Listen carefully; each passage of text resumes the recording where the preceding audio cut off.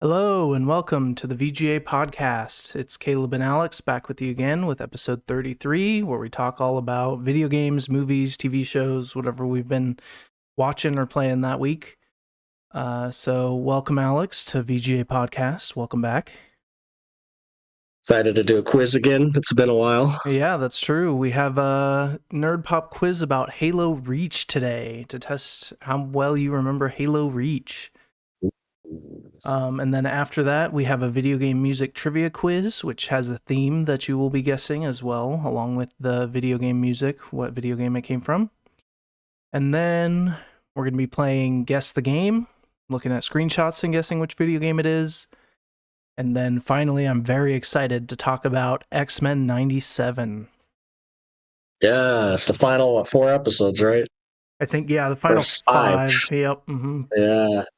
Woo! I'm excited to talk about that too. Yeah, I really enjoyed watching them, and I'm very excited to talk about them. Yes. Sweet. So let's go ahead and get into it, starting off with the Nerd Pop Quiz, Halo Reach. So there's going to be 15 questions. If you can get the question right without needing the multiple choice options, then you get 2 points. If you need the multiple choice, then you will get 1 point. And we have our buzzers today. We're going to be sticking with the Grunt birthday party. If you get it correct, classic. Have to use that great sound. And if you get it wrong, you'll hear tough luck. The announcer saying tough That's luck. Great. Yep. Every time we do these, it makes me want to play Halo. I know, especially that guy's voice. Like, it's so iconic. Yes. Sweet. Let's see what I remember, man. It's been a while. Yep. All right. Here's the first question. What kind of Spartan is Noble 6? Noble 6 is I'm gonna need multiple choice. I think I'll get a multiple choice though. Okay. Is he a Spartan 1, a Spartan 2, a Spartan 3, or a Spartan 4? Okay, yeah, I'm pretty sure he's a Spartan 3, right? Final answer. Let's see. Is he a Spartan 3? Yes, correct. Very nice. That's right. Okay. How many campaign levels are playable in Halo Reach? This is a bit of a tough one. That's an interesting question. Okay.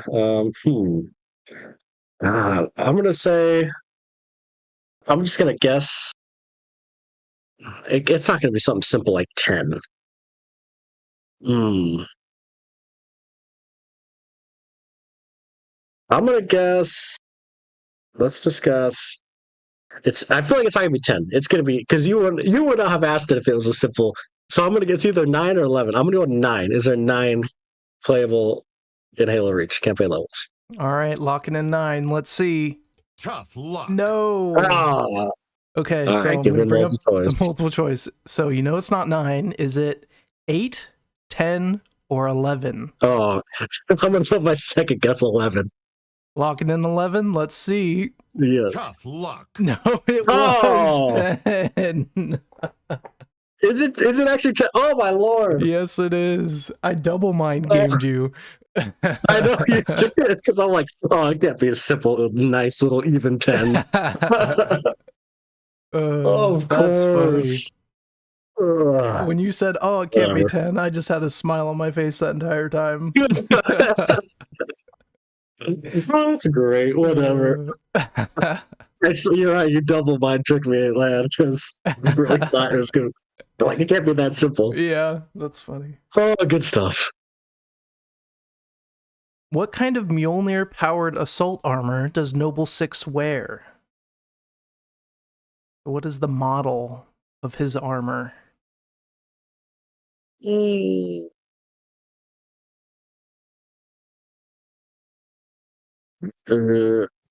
gonna need a multiple choice. Okay. Is Noble 6 armor Mark 4, Mark 5, Mark 5B, or Mark 6? Oh, let's Is it? It's Mark 6, right? I feel like this shouldn't be as hard as I think. I think it's Mark 6. You going with Mark 6? I think I'm overthinking it. Yeah. All right, let's see. Tough luck. No, it was No. Mark 5B. Mark 6 is Mark 6 the Master Chief? I think he does wear Mark 6 in Infinite. Oh, okay. Yeah. That's his. Not doing so hot. Yeah, these are tough ones though. So I'll give you a little bit of. They're interesting though. Yeah. Yeah. All right. In the level, The Pillar of Autumn, how does Emil die? Spoiler alerts, by the way. For an old game. Yeah, for how old of a game? Yeah, when did this come out? I don't know. It was 2011, 2010, 2010, yeah. 2010. Emil. Okay, so he was the. Which one is Emil? Think, Alex. Oh, he was the one with the cool helmet, right? Yep. If I remember correctly, the This skull. guy. Yeah. Okay. Then I remember he got he got did he get did he get like stabbed by the elite or the zealot, whatever you call? I'm gonna say that. Yeah. All right. Stabbed by the zealot or elite. Let's see. Does he get stabbed by a zealot? Yes, killed by the Sangheili zealot. And he does. I'm pretty sure he does get stabbed with the energy sword. Yeah, I remember. I remember the. I just remember the scene of seeing it, the sword through him from a distance. Yep. Yeah. All right, 2 points for that one. Nice. What is Noble Six's Spartan number? It is. Noble Six's Spartan number. Spartan. Well, if he had the. Okay, so that makes sense. So he has the Mark 4B armor, right? Mark 5B, yep. 5B. So I think it's B something. God, what were the numbers? Spartan B. Give me the multiple choice. I feel like I'll when I see it. All right. Is it Spartan B312, B320, A239, or A266? Spartan B312, I think. All right, let's see if that's it. Yes, good job. I wouldn't have even remembered it started with a B, so that was really good work. Good detective work. Yeah, I just didn't realize. I just didn't know the numbers, so I kind of process of elimination and the last second. Yeah, I brought it down to a 50-50, so nice. Yep. Yeah.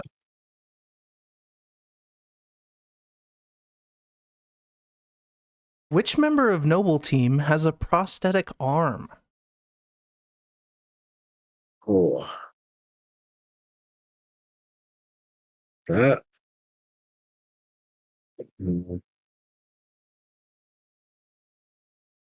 First, you have to remember all their names, and then you have to figure out which one had a prosthetic arm. I know. Give me the multiple choice. I feel like if I see the names again, maybe it'll come back to me.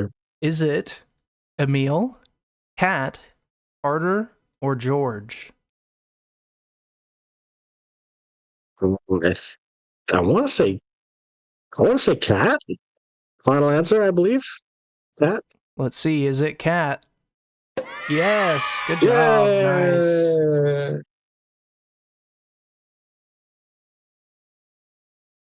I was going to say she also has an epic death, but pretty much everybody in this game has an epic death, so it's not really that unique. They all do. Man, that campaign was so good. Yeah, so good. What is the name of the previous Noble Six who was replaced by the current one, the playable character? Ooh. This one I am not sure. I'll need multiple choice. Yeah, this is tough because I don't know if it's really said in the game. You have to kind of do some digging or know some backstory. Okay, so is it Rosenda A344, Linda 058, Tom 293, or Kelly 087? Let's see. I don't think it'd be Rosenda or Linda, Tom or Kelly. I'm grasping at straws here. I'm really not sure with this one. Tom is like the only boy-ish name. So are you trying to trip me out? I don't know. No, I'm gonna go. I'm grasping at straws. Okay, I'm gonna go. My favorite color is green, so I'm gonna go with Tom. Okay. I mean, when you're guessing, anything works. Yeah. All right. Let's see if it's Tom. Yeah. Yes, going with green. Okay, don't put correct answers on green. Got it. I knew that. I already knew this, guys. Oh, okay, yeah. I'm pretty sure Rosenda was supposed to be on Noble Team, but was cut. Linda and Kelly are from the books. Linda's like a sniper, and Kelly's the fastest Spartan alive. Interesting. Yeah. See, I didn't read the book, so I had no clue. Yep. They're both with like Master Chief. They're Spartan 2s. Ah, okay. What is the name of the colonel who commands Noble Team throughout the first 7 missions?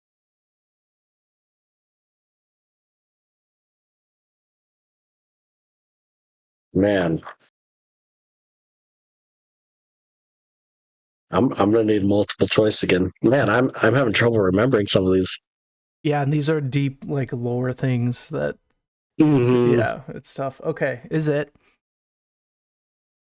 Colonel Ackerson, Colonel Crowther, Colonel Watts, or Colonel Holland? I feel like Colonel Holland. D, final answer. Let's see if it's Colonel Holland. Yes, nice. Yeah, you're needing the multiple choice, but you're getting them at a pretty good rate with the multiple choice. That's good. Definitely needing the multiple choice, but I feel like sometimes when you see the names, it like triggers the memory in the back of your mind. Yeah. Yeah. On July 23rd, 2552, a small Covenant force landed where on Reach in order to disable the communications relay? I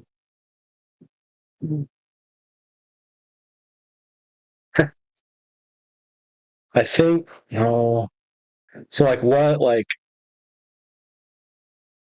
city or territory or what kind of thing? Yeah, there's a specific like name for the area they landed in.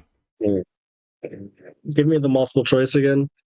So, is it Manassas, New Alexandria, Visegrad, or Farkas Lake?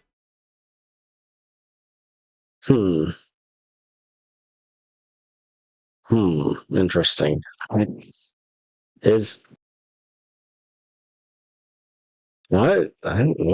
not sure. I do not remember.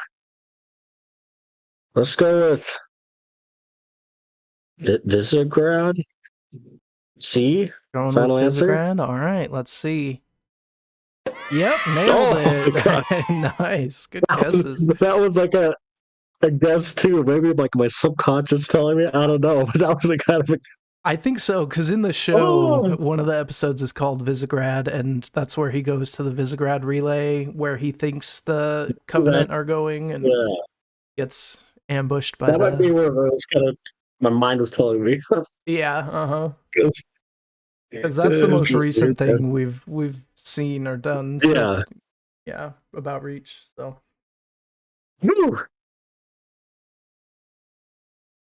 What is the name of the official UNSC emergency plan that deals with situations where Covenant forces have become aware of or are present at a human colony world? And this emergency plan was enacted on Reach.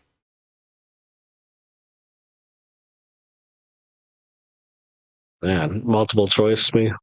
Okay, is it the Cole Protocol, Winter Contingency, the Rubicon Protocol, or the Emergency Contact Protocol Upsilon?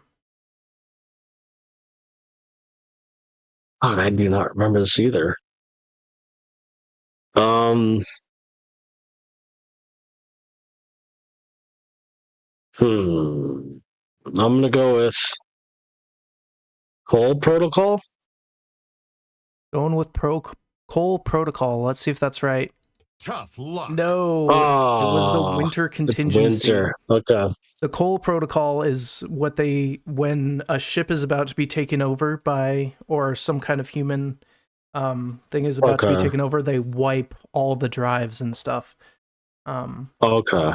Yeah.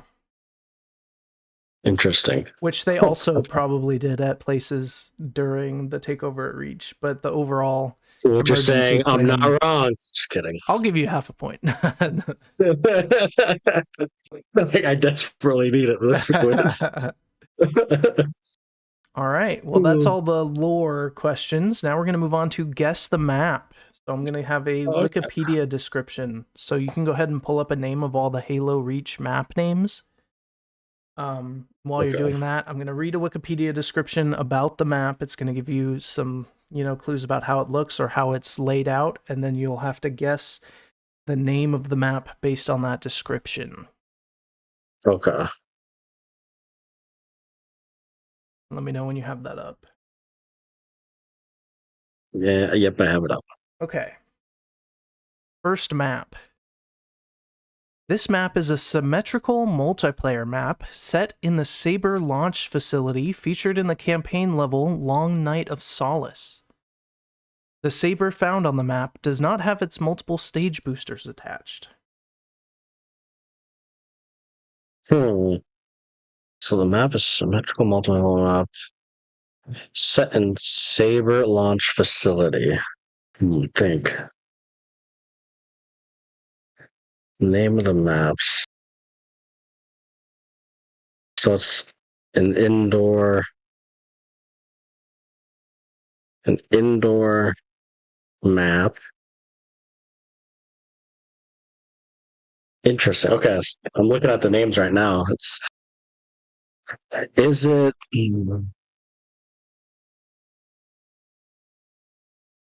Man, some of these maps I don't recognize the names of. I don't remember. Yeah. So symmetrical map.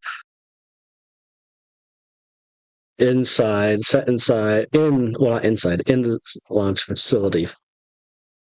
Yep. Would this be? I'm gonna guess.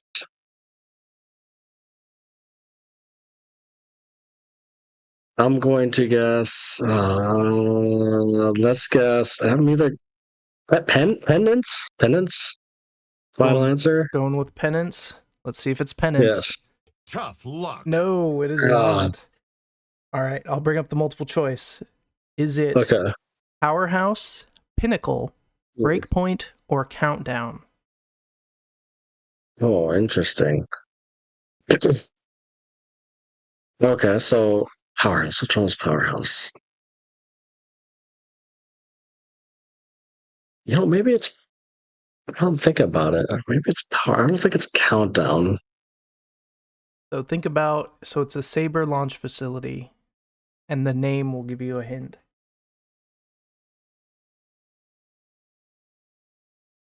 I mean, Powerhouse. Final answer. You going with Powerhouse? Okay, let's see. Is it? Relatively, yes. Is it Powerhouse? Let's see. Tough luck. No. Oh my god. It's Countdown. Like they're doing a launch. Oh, I guess launch. Yeah. God, dumb. Why did I not think it was Countdown? Oh, that makes sense. I tried to give you a hint, but I know. Now I'm gonna read comments. This is easy. Any Halo fan would get this. Man, honestly, any obvious person would get this launch countdown. Yeah. I could see Powerhouse though, Yeah. but yeah, Countdown fits a little bit better. Let's All go right, to the next one next before I one. embarrass myself more. This map is a small asymmetrical Slayer map with 3 gravity lifts and a series of bridges and walkways leading over a central atrium. It includes the first known example of a human-made gravity lift. As the atrium of the map contains a Covenant gravity lift on display, it is likely that it was created by reverse engineering the Covenant version. It glows green as opposed to the typical blue. Rain. Why did I don't remember that.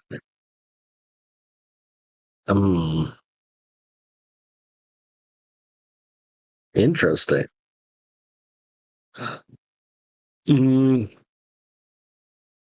So the map is small asymmetrical Slayer map with 3 gravity lifts and a series of bridges and walkways leading.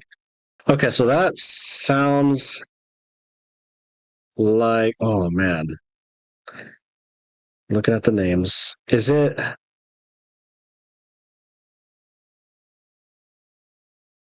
sounds like what's the name of the map? Which one are you? Which one are you? Oh man, it's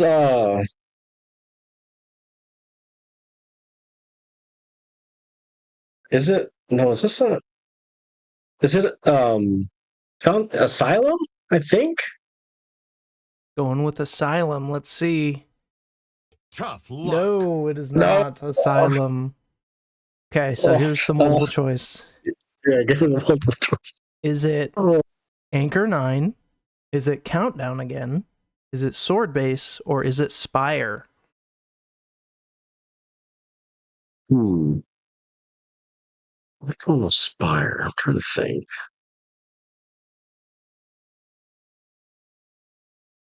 You know what? All 3. You know, it might be. I think it is Spire. I'm gonna go Spire. I think that's the one with. Yeah, I'm gonna go Spire. All right, let's see if it's Spire. Tough luck. No, it was Sword Base. Spire's the Covenant. It's the Covenant Spire, I think, that you go up to the top. If I remember correctly. Oh, okay.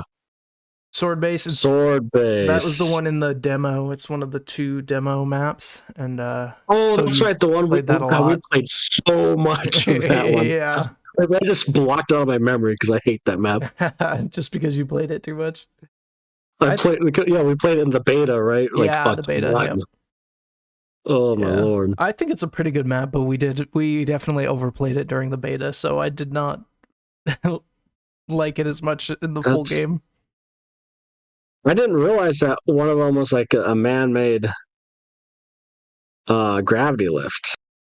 Yeah, I didn't know that. That's some cool lore.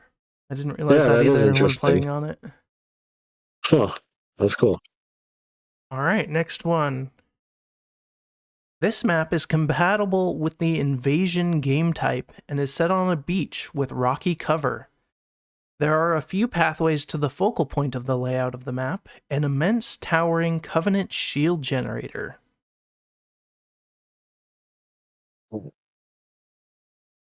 Okay.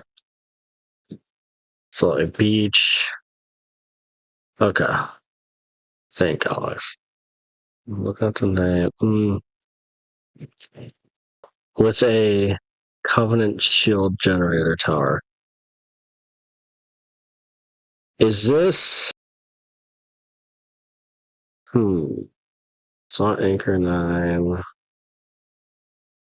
Not Boneyard. Is it? I think it's Is it the Tempest level? I think Tempest. Let's see. Is it Tempest? Tough luck. No, it is not. Dude, so bad. All right, let's bring up the multiple choice. Okay. Yeah. Is this one Powerhouse, Spire, Zealot, or Tempest?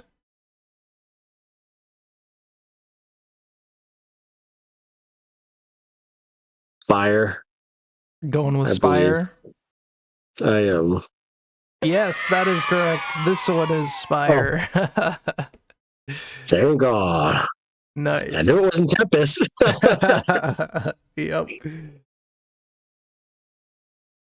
All right, couple more. Here we go.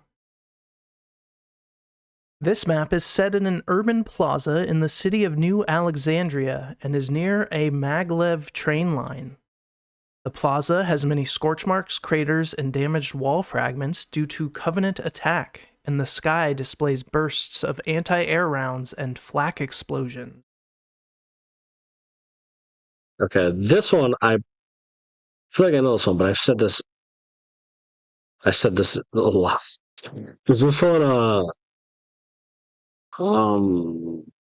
wait a second. Plaza. Oh man, it could be two. Um is it Breakneck? Final answer? Let's see if it's Breakneck. Tough luck. No, it is not Breakneck. You want to give your other guess? Just a free guess? Is it Boardwalk? Let's see if it's Boardwalk. Yes, Of course it was the there other you one. go. I'll still give you 2 points. You didn't need the multiple choice on that one. Nice. That was a good Okay. map. I liked that map. I like that one too, yeah. Okay, last one. Set in low orbit over Planet Reach, this map is in a refit station in service to the UNSC Navy.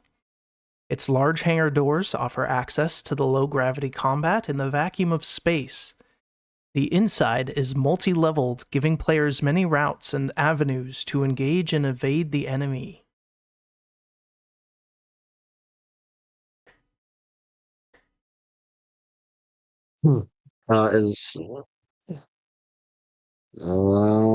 Interesting. It's set in low orbit over Planet Reach. Oh. Is this...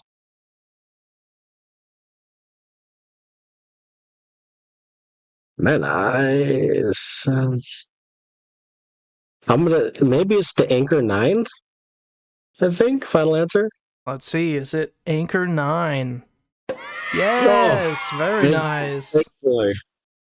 Okay, that makes sense. All right. Well, after all that, you got 13 and a half points. God, that's big generous. Look, this, I don't know if this is like a hot take or not, but I know people love the multiplayer in Reach, but for me, like 2 and 3 were way better than Reach, in my opinion. So I don't remember a lot of Reach besides like Forge World. Like we played a lot of maps in multiplayer that were like player made. Yeah, I know you had a problem with that because everything kind of looked the same in the Forge World stuff.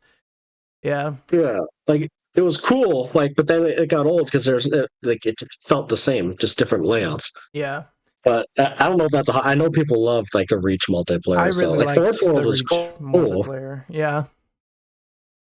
Like but I thought Invasion was really cool. Some of the maps were really good, but yeah, I see a lot of the player made ones kind of did all look the same.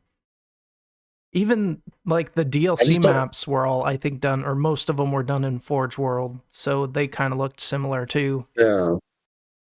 Which like is cool, but I don't know. Like I think of like Halo 3, and like I just remember, maybe it's because I just played it so much that it just every map seems distinct. You know, I don't know. It showed in this quiz because I didn't do too hard. Yeah, and this one's tough too because I feel like this game has the most like background lore, and it's really where it started to get into like, you know, it's a prequel, it's a flashback, and it kind of builds a lot of that lore out and has a lot of it in it. Yeah, so I love the campaign. It's just the one I played the least. Like I played 1, 2, and 3 so much. Yeah, same. But interesting. I need a button. This just says I need to go play it. Yeah, there you go. Can Microsoft move the Halo games to PlayStation yet? I don't think that's going to happen. At least not anytime soon. I know. All right, well, let's move on to video game music trivia. So I will play you a video game song. You will tell me what game or what series the song is from. And there's 10 of them, and all 10 of these have something in common. There is a theme that combines all these games. And if at the end you can tell me what you think that theme is and you get it right, you will get a bonus point. So keep that in mind as you're hearing the songs and seeing the names of them. What do you think the theme is that connects all these games? Let's do it. All right, first song. What game is this from?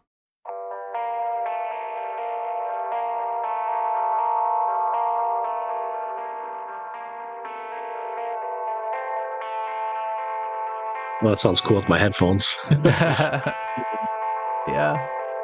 Got some stereo stuff going on there.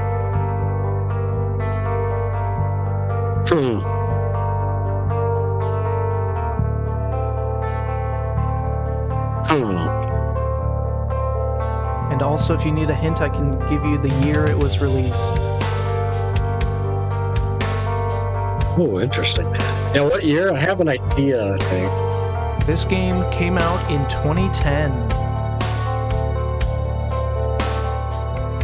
Okay, 2010.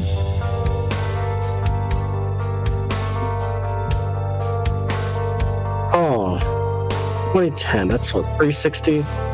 Yep.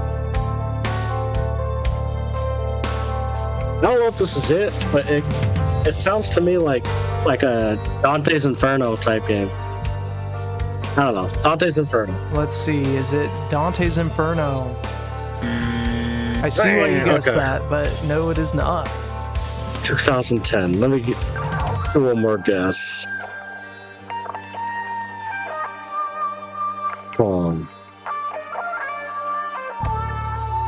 Is it? Man. I will say I would not have guessed this song was from this game. When I heard it, I was surprised. Because I don't remember it in this game. Is it Halo Reach? No, it is not Halo Reach. Alright, you ready for the answer? Yeah, what is it? This is Call of Duty Black Ops Undone. Oh, okay. It kind of sense, but I don't remember this either, though. I don't remember it, yeah. It's a good song. I like it. Yeah, it sounds cool. Wow, okay. Alright. That's a cool song. Yeah, I like it. Next one. What game is this from?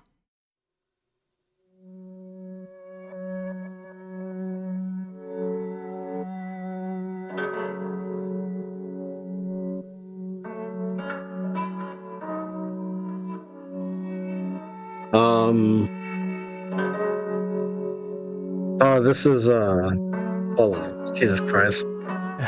I know this one.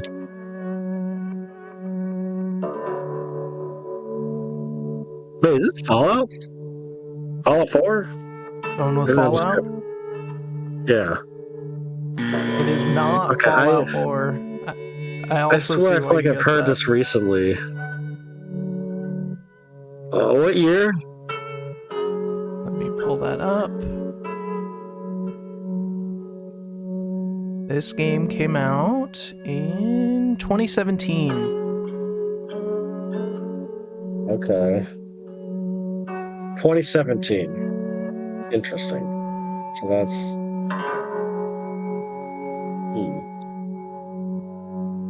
I feel like I've heard this recently. What games have I played recently? I swear to God, I feel like I've heard this recently. I'm sure you've heard it before. I don't know if you've played this that recently, but I don't know. Maybe you have. So the game I've played recently is Nier. Is it Nier Automata? Going with Nier Automata? One. Yeah, Automata. Sorry, yeah. No, it is not. What is it? This is gonna drive me nuts. You ready for the answer, or do you want another hint? I can give you one more hint, but it might give it away. Give me one more hint. Even if it's no points, I just want to know if I get it. It's from one of your favorite series, and one you tell me to play all the time. One of my favorite. Is it The Last of Us? It does kind of sound like The Last of Us, but no, it is not. What I tell you to play all the time? Wait, what? I don't know. Okay. Is it a PlayStation exclusive? No, I don't think so. What game do I tell you to play all the time? All right, I'll show you. It's gonna get me so mad when you play The series you told me, not this specific game, but this was Resident Evil 7 Biohazard. Oh my God, that's freaking why it sounds so familiar. I played that one a couple months ago. Okay, yeah. Remember I was going, like, I bought all the Resident Evil games? Yeah, that's right. Yeah, God, it was driving me nuts. Because I bought all the games, I don't remember, a couple months ago, and I was playing through all of them. Yeah. And I told you I got all the DLC and stuff. Yeah. And Resident Evil 7 was the one I played. I wasn't sure if you had played that one or not recently, but Yes, I played that, and I played all the DLC for the first time. And I knew it sounded so familiar. Oh, all right. See, like, out of context, though, like I feel like some people don't understand. Like, out of context, it's hard. I agree with all your guesses. Like, it kind of does sound like Fallout. It kind of does sound like The Last of Us. I get it. Like, I can see why you guessed all those for sure. Like, it's obviously, like, if I see the Resident Evil and I hear the song, I'm like, oh yeah, that's Resident Evil. But like, if I'm seeing, it's hard to place it sometimes, unless it's iconic, like, you know, Halo or the main theme or something. Yep. So, well, let's see if this next song is iconic. Here we go.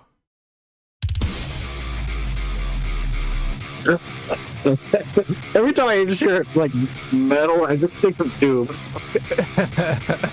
You go with Doom? Do you want to guess this? Doom. You want to guess this specific one? It sounds like Doom Eternal. Let's see. Is it Doom Eternal? Yes, you got it. This is BFG 10,000. I just want to go for the Slays of Demons. And I would say this one is pretty iconic, like all their songs. Oh God, dude! It's just every time we hear this, I know I say it every time, but like testosterone, let's go, let's murder some demons. Yep. Oh, that's awesome.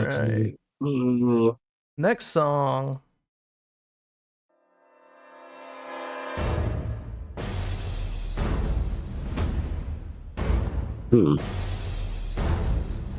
That sounds cool.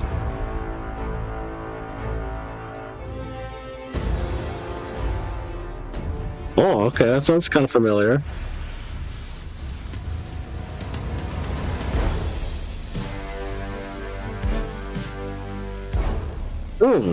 What year was this?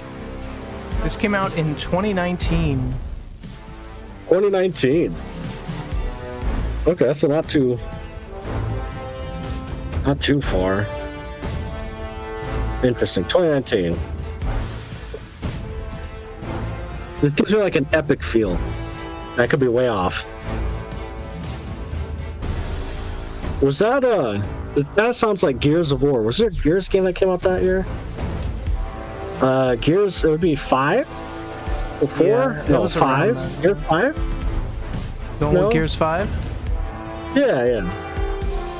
It is not. No? I see why you guessed that. But... Okay. What about the Division 2? It kind of sounds like the Division. No. But I also see that with the kind of like electronic like sound, like the Yeah. I do have a hint for you. Okay. The combat director on this game also worked on Final Fantasy XVI's combat. Oh, okay. That's so. Is this? Is it? I think it's.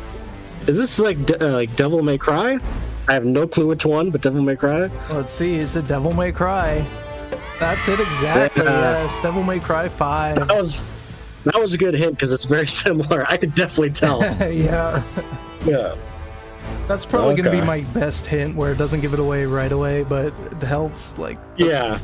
This is Gilgamesh Battle Theme. I never beat this game, but I did play a little bit of it. I don't think I played this one. I think I might have played 4. This one was fun. It was fun. I don't remember why I don't finish it. I don't finish a lot of games, apparently. All right, moving on. What game is this song from?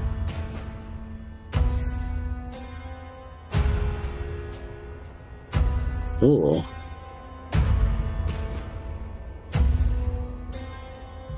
Cool. That sounds cool. Yeah. It sounds familiar too. What year? This came out in 2018. 2018. Oh. Oh, okay. That kind of sounds like God of War. Is that God of War? 2018? Let's see, is it God of War? Again, No. I see why you guessed that, but 2018. God, I remember that being like a slammed year of games too. I might have another hint, but I'm not 100% sure on its accuracy. Well, it sounds very familiar. Yeah, my hint Is is that you've played games in this series fairly recently, but I don't know if you've played this one. Is it? It sounds like Call of Duty again. Is it Black Ops 4 maybe? Like it sounds like zombies. Well, let's see. Is it Call of Duty? Black Ops 4? No. No. Oh my god, what is it? This is Darksiders 3. Oh, is the Horseman. That doesn't make sense. Yep. I've not played 3. Yeah, I knew you'd played 1, But- and I think you played or started 2, maybe. Some of 2. Yeah. That makes sense though. Okay, I could see that. That sounded cool. I like that Yeah, though. the song cool, for all yeah. the Horsemen of the Apocalypse. It sounded really cool. Yeah, that's cool. All right. What song is this from? Or what game is this song from?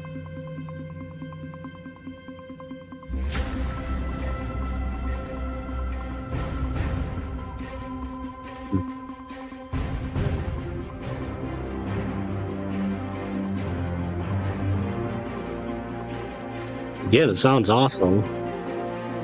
Yep.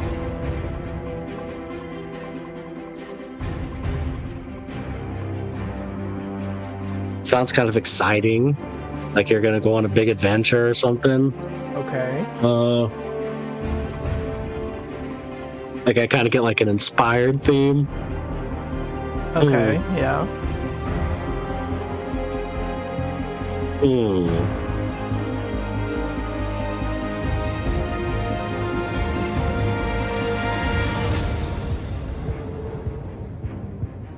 What year? This game came out in 2016. Okay, that sounds. Yeah, I can get multiple things of this. Like it kind of sounds again like a Call of Duty or Battlefield or Titanfall type game, but then again, it kind of sounds could be like a Uncharted game or a I don't know Dishonored game. I'm getting like so much with this. I'm gonna guess. Or even The Division. Like, I could guess The Division again. Let's go. Or Overwatch. I don't know! I'm getting so many... Okay, I'm getting so many mixed feelings from the song. Let's go with, I'm gonna go with my gut. It sounds like a Battlefield game. I'm gonna go Battlefield. All right, let's see if it's Battlefield. No, but I will give you a hint. You have said the correct series.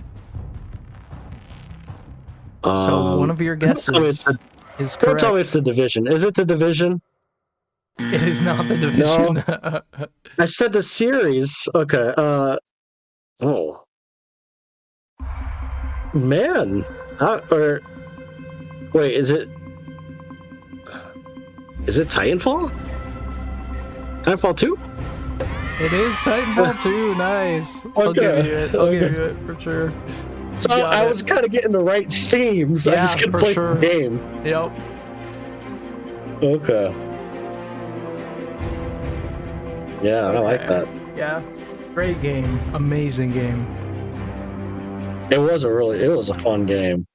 Man, that multiplayer was so fun. Yep. All right. What video game is this song from?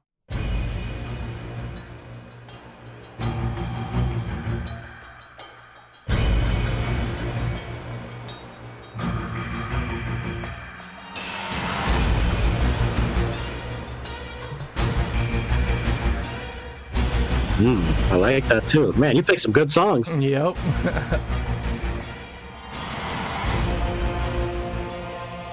What year? This came out in 2008. Ooh. Okay. Kind of has an epic feel. I don't know.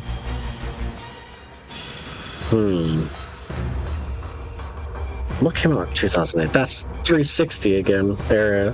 Or Yep. PS3. I'm gonna...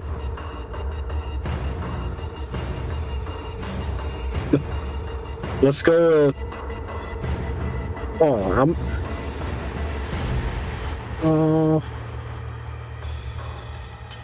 Man. I keep wanting to say... like, all these feel like army-based themes. Am I good? maybe I'm guessing the right thing, but... is this...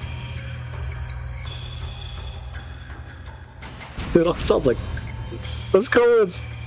I keep thinking the same games. I don't know, man. Let's go with... Oh. I'm gonna go with... I don't know, man. I'm stumped. I'm stumped. Is it another Call of Duty game? You want to go with the Call of Duty game? Sure. I'm stumped. It is not Call of Duty. You have said the series in this quiz at one point. So you are like guessing the same ones, but you're on the right track. You want to throw out one more guess, or? Yeah, is it a God of War game? That's what the other kind of feel I got for it. No, it is not. It's not God of War. It's Gears of War. Gears of War 2. This is March of the Horde. I keep getting these songs mixed up and like guessing the wrong ones, but they're in the quiz. Yep. All right. Next song.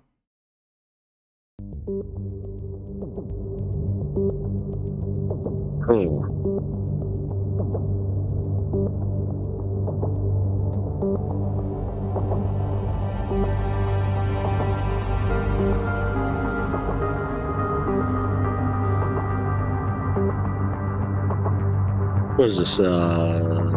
Cyberpunk? You want to guess Cyberpunk? Yeah. It is not. This came out in 2012. 2012. Okay. Mass Effect? That's the other vibe I'm getting. Mass Effect 3, I guess that'd be? Let's see, is it Mass Effect 3? Yes! Nailed it!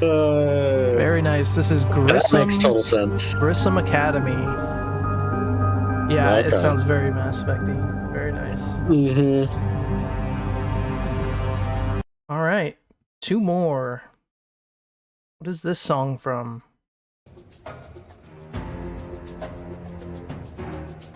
Halo.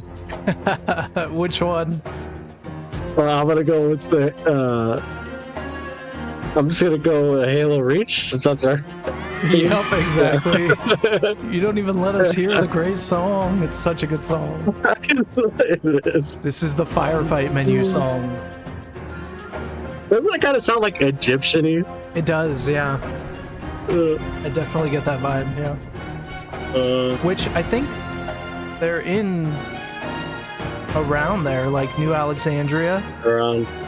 That makes sense then. So, is that?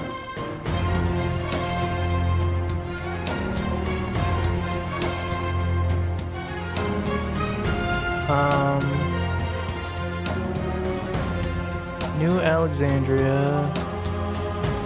It's in. Oh, that is beautiful.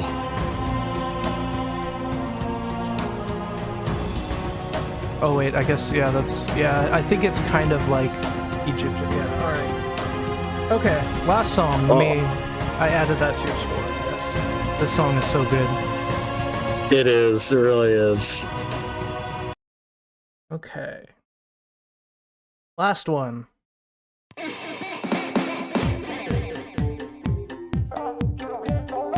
What in the world?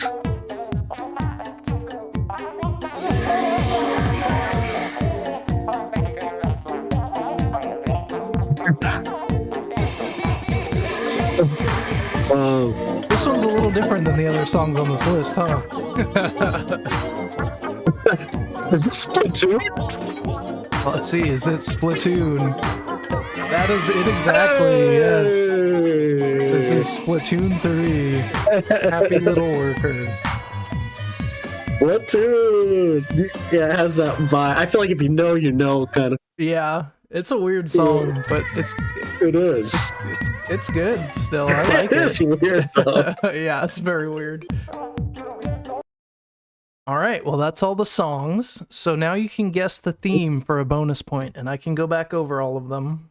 And yeah, let's go back over. All right, so we have Splatoon 3, Happy Little Workers, Halo Reach, the Firefight menu, Mass Effect 3, Grissom Academy, Gears of War 2, March of the Horde, Titanfall 2, Link to Pilot, Darksiders 3, The Horseman, Devil May Cry 5, Gilgamesh Battle Theme, Doom Eternal, BFG 10,000, Resident Evil 7 Biohazard, The Safe Room Theme, and Call of Duty Black Ops Undone.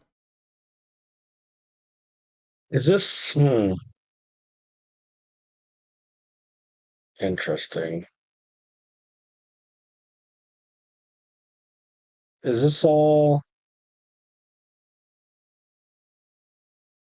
like theme songs based out of like not menus, but like what's the word I'm looking for? Like safe zones type places for like main characters? Let's see, is it Safe Zone songs? No, that is an interesting guess. I might do that one week. That would be interesting, actually. Yeah. So what does Splatoon and Darksiders and Halo, what do these things all have in common? So there's, I mean, does it have to do with like battling, like battles? Oh, but that is safe room though. I don't know, because Resident Evil has like a safe room. Like fight menu songs? No, that's not a menu song though. I don't know. That was funny. Is it all character? Is it all themes of?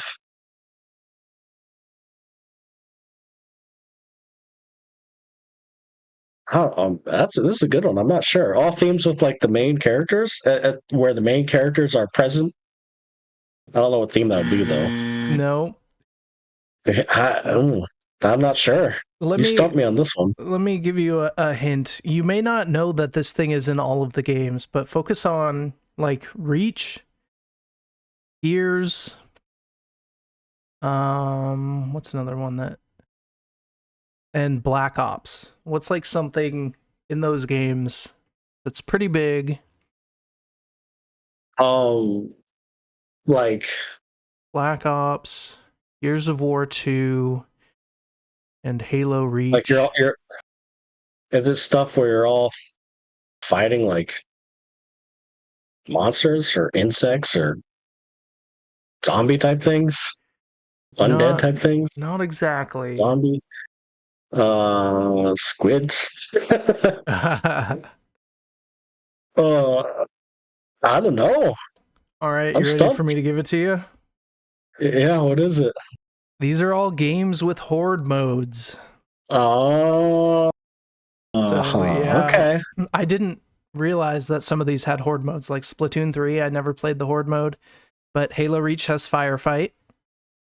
Yeah. Mass Effect 3's I didn't know multiplayer. about Mass Effect. It was all horde mode, and man, this was probably my favorite game, horde mode. Like the way Over Gears?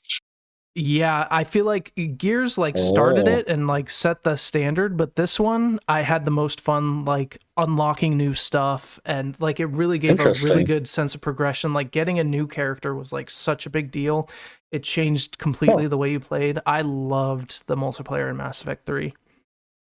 Interesting. Okay. Obviously I knew Gears. Gears 2 was the first horde mode. That's why we call it horde mode. Titanfall 2, I do remember this. Remember like setting up the razor wire and like... Yeah, I do. Yeah, I do remember that. Okay. Yeah. I didn't know Darksiders 3. I've never played this, but it does have a horde mode.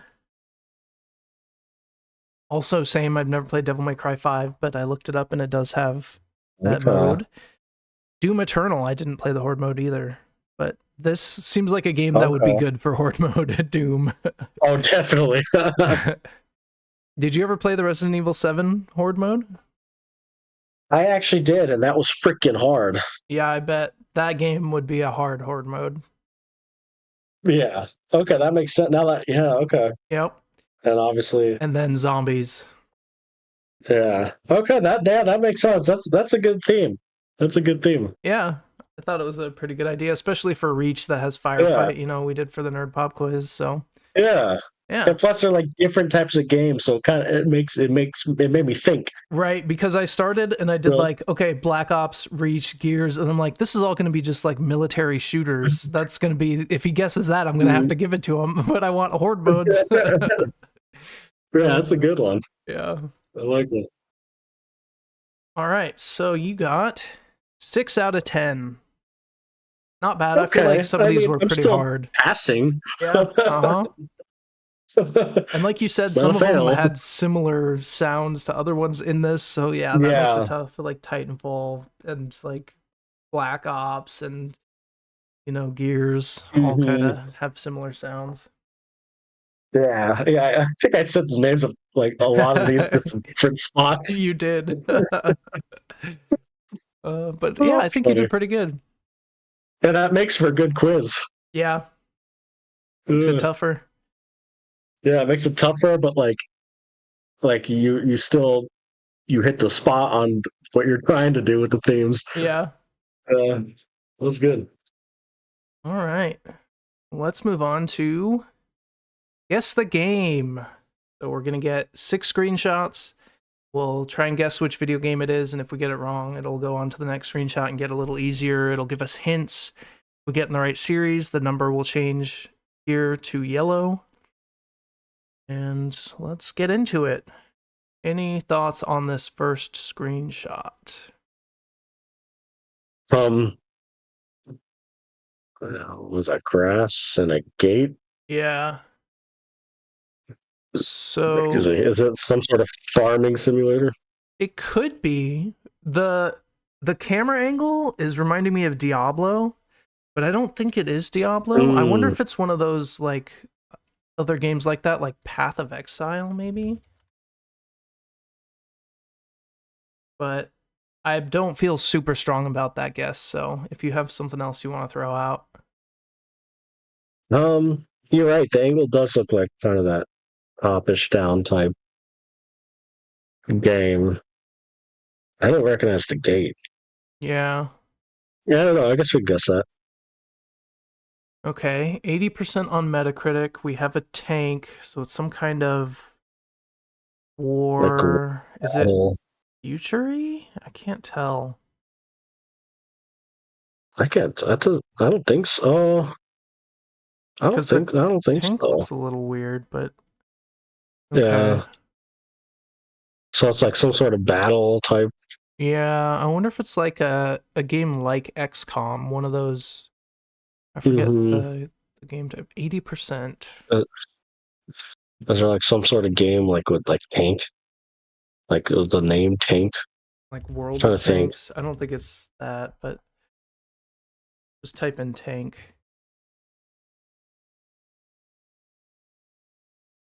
Tiny tank. That is a tiny tank for more worse. Standard.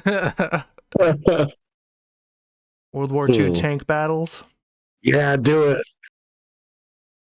PC. It does look like tank gameplay. Yeah. Um. Hmm. Tank. I don't think I know this Tank, one, so tank, let's tank. just see the next one.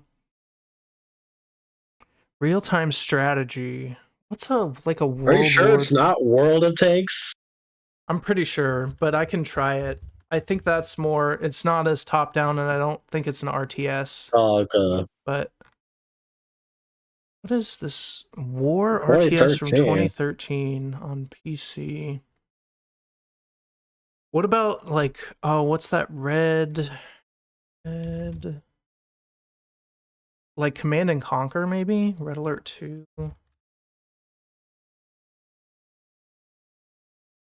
It could be a Command and Conquer. I've never played those, but I haven't either. Relic Entertainment. Yeah, I don't think I played this RTS. Yeah, I haven't either. Army Men RTS. There's Army Men. Company of Heroes 2. Company of Okay. Heroes. I've heard of that. I've heard of Company of Heroes. Yeah. Okay. Interesting. Well, not a great start, but you know, No. can't get them all. All right, we'll go to where we left off last time. 501.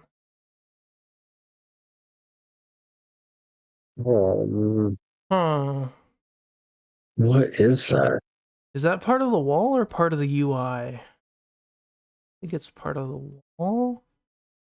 I think it's part of the wall. What's that? Is that like a bird thing on the ground? Or what's that right there? There's an Or a X, it plus? looks like, or a plus. Or an X? I want to say maybe like a kill zone or something. Kill zone 2. Just throw out a guess because I don't know. Yeah, okay. 67%. Oof.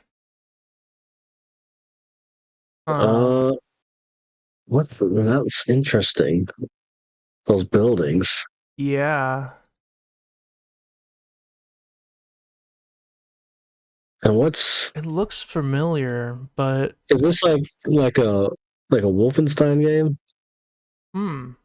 Yeah, we could throw out Like Wolfenstein, which game am I thinking of? New Colossus or the New Order. Or the New Order. Let's just throw that out there. Yeah. Okay. Okay, nope. No. PC, PS5, Xbox Series. Oh, so it's a newer-ish game. Yeah. PS5, PC, and so it's obviously multi-plat. Yeah. Huh. Okay, we have some UI here. Yeah.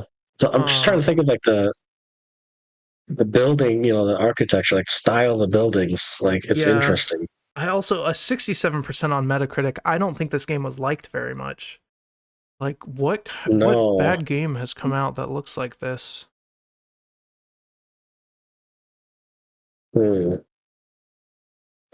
It's This looks like London. Yeah, it looks like some sort of like I'm not yeah, I don't Let's skip and go to the next one because I don't even have it. Yeah. Unless, was there a new Deus Ex? Because that's what this is giving me, but I don't think. I don't know.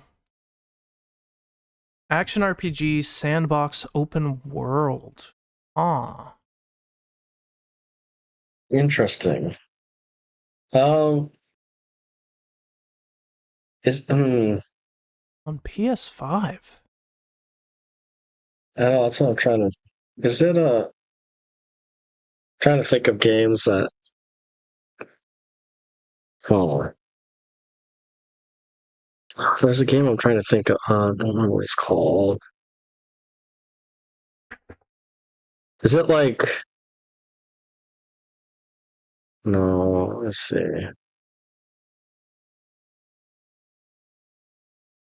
I'm trying to think of like this There, PS5 and this is it maybe there's one that wasn't very liked called this is one I was thinking of Forspoken.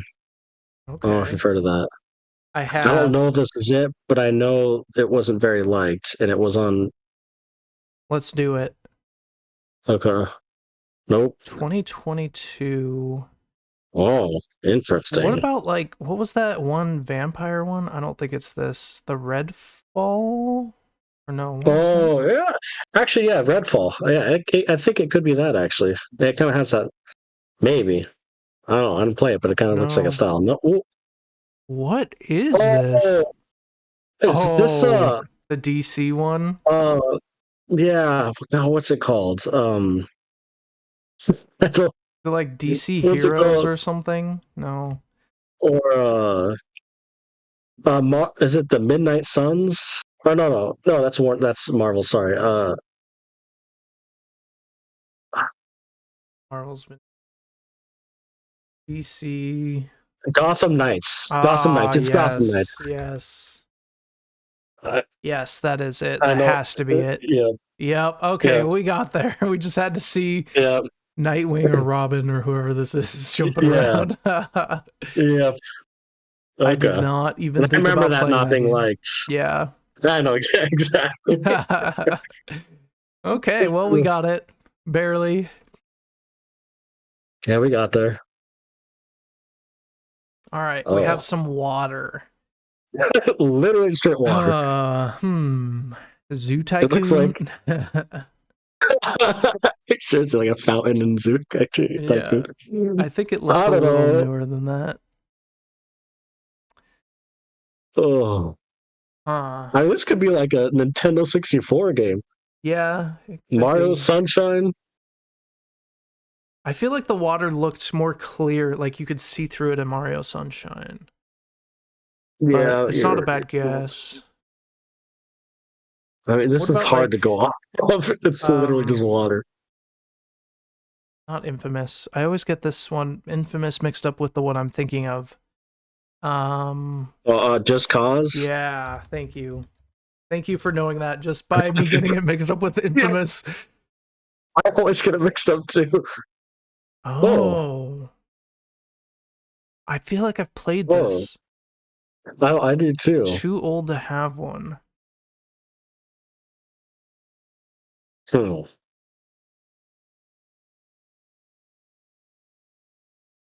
What This is looks that like floating right there? PS1 kind of style. Mm-hmm. What is that? I don't know. Some kind of power up, probably. I don't even know if I have a guess. Shoot. I don't know if I have a guess at this. Oh, what's that one? Beyond Good and Evil, maybe? Yeah, maybe the first one. Okay, it is No. not. Dreamcast. Wow. Oh, I never had a Dreamcast, so. I did. Did you? I didn't know that. Yeah. I don't think I played this game, although this looks like This looks like a whale or something. this looks like Sonic Adventure. Yeah, the whale from Sonic Adventure. I don't think this is it because I don't recognize. Oh, it could be actually. Yeah, Sonic Adventure. I don't remember these, but Yeah, that's the whale. Great game. I loved this game. Was Sonic Adventure was the first one only on Dreamcast? At first, yeah. And then eventually, after Dreamcast went under, they put it on other things. But when it first came out, it was just Dreamcast. Sense. I loved that game. I'm kind of sad I didn't get it from the first two. This looks I only older played than the I remember. second one, so yeah, the second one's good too. yeah, I've never played this one. Oh, they're great, both of them. Oh, that looks like Firewatch. Oh, wait, that was just a quick guess, but I'm just looking at it more. But actually, that kind of looks deserty. Just try Firewatch. Screw it. Yeah, the lighting definitely looks like Firewatch. No, yeah, 89%. It looks like it's PC. Oh yeah, like is it? This kind of looks alien-y to me. What are these? I don't know.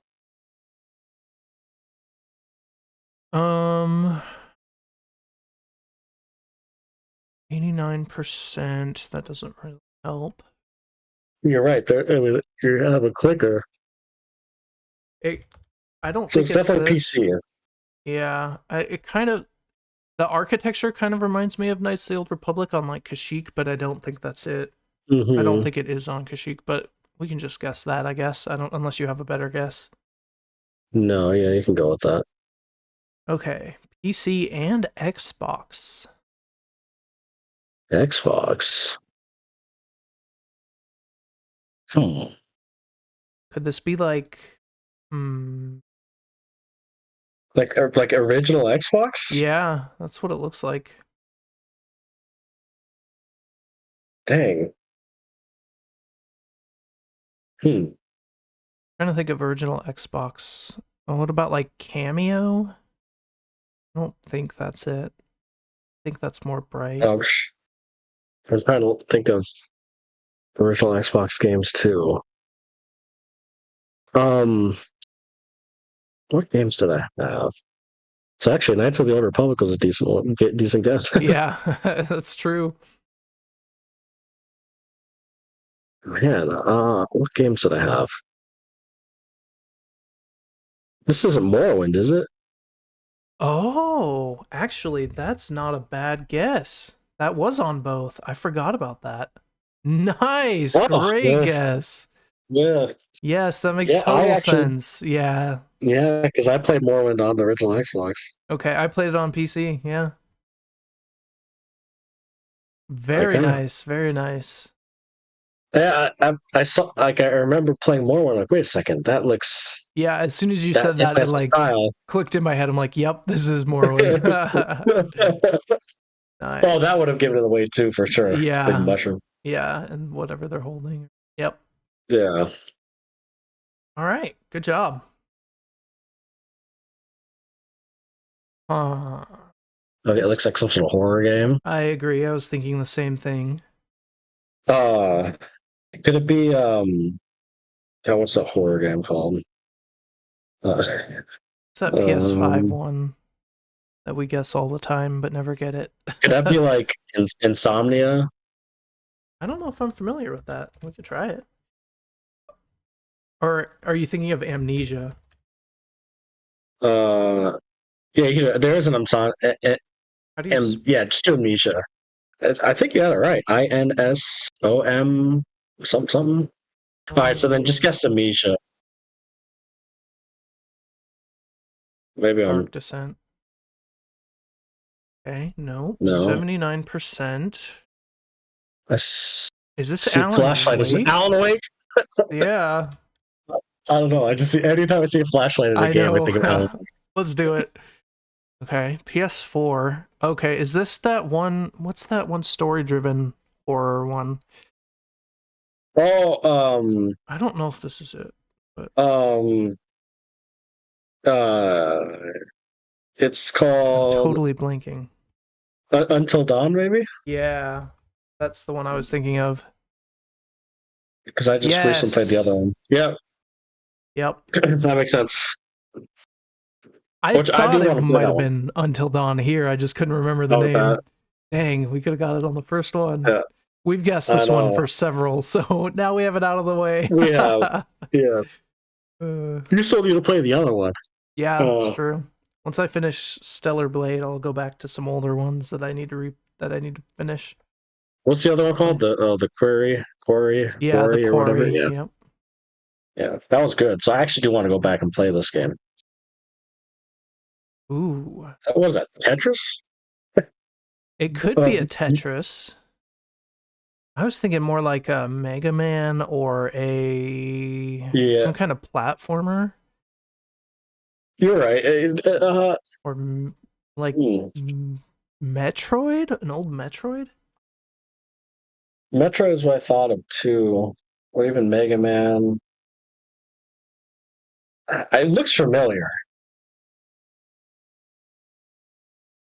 I feel like it's not Super Metroid, but maybe it is. We just go with Super Metroid. Yeah, we could try that. Okay, it is not Metroid. Too old for Oh, Metacritic. this I don't recognize. Yeah. Interesting.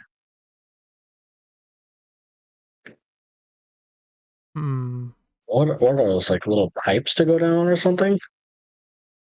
Yeah, it kind of looks like it. Could this be a Sonic? Just a level I don't know. recognize? Let's just try a Sonic game. I don't think it is, but Okay. DOS. Oh my goodness. There's some old Oh, DOS games.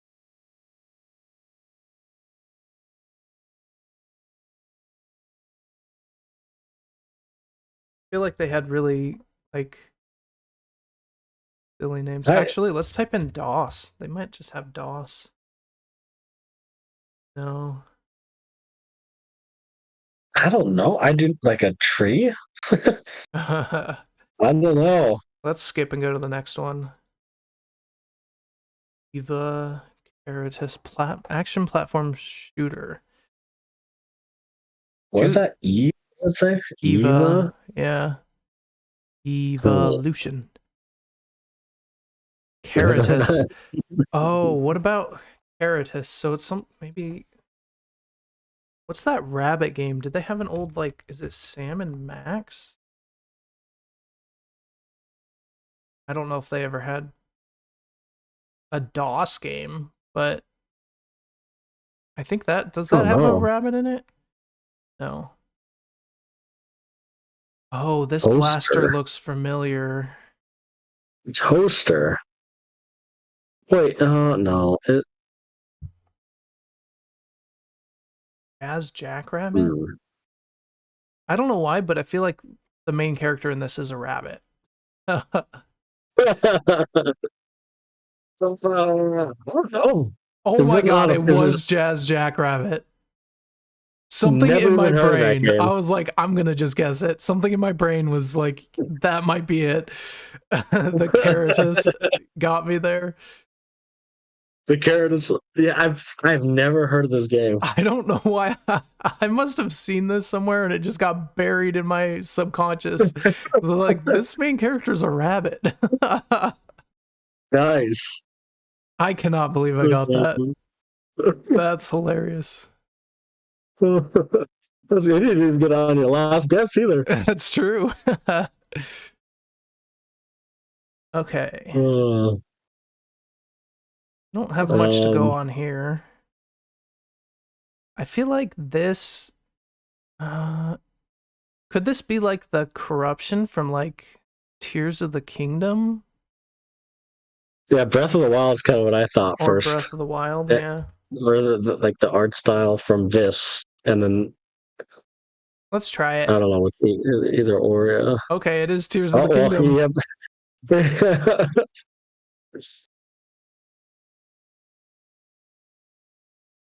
All right. Nice. Very nice. God, it's so grainy. Which you need I still never beat. Go finish it. Oh, great game. Yeah. I know. That's all I'll say because that's definitely a hot take. But that's all. I need to beat it. Yes, you do. What is that? Wind Waker? Pikmin, maybe? Pikmin? No. Pikmin's not a bad guess. Just from the angle. Yeah. Okay, it No. is not. No Metacritic score. This looks like a mobile game or something to me. What? Banana building? So it's monkey something? Arrested Banana Development. Frenzy? Banana Frenzy. Is that an I actual just assumed game? there's a game. No, let's see. Type it out. Banana Frenzy, is it? Frenzy. Oh. Nope. We're gonna guess banana. Straight banana. Oh, is this Plants vs. Zombies? This? I don't No, know. because isn't that on system too? Yeah, that's true. What is this? Shoot. Android, iPhone, iPad, PC. I do not play mobile games or It's not this, but let's just any mobile game you could think of. Tower defense. Yeah, dude, I'm stumped on this one, so. Yeah, I've not played this game. What is this? I really don't know.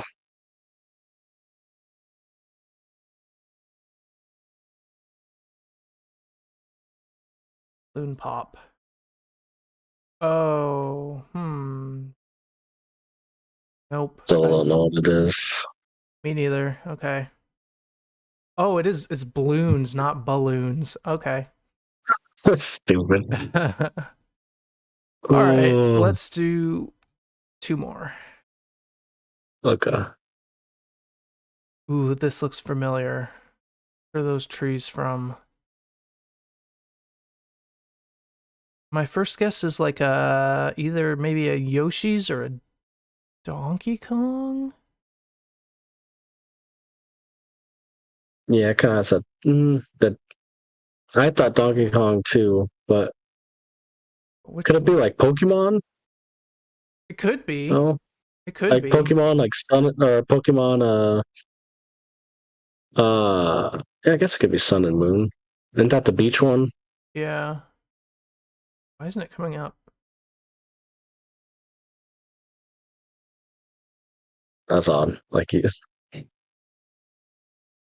Oh, These games don't exist. I guess not. That is odd, actually.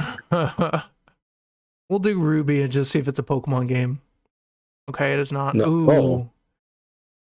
Oh, those enemies are. It looks like Yoshi's Where are those Island? enemies from? Those enemies look familiar. Yeah. Still feel like it's a Yoshi game. Yeah, you could guess a Yoshi, yeah.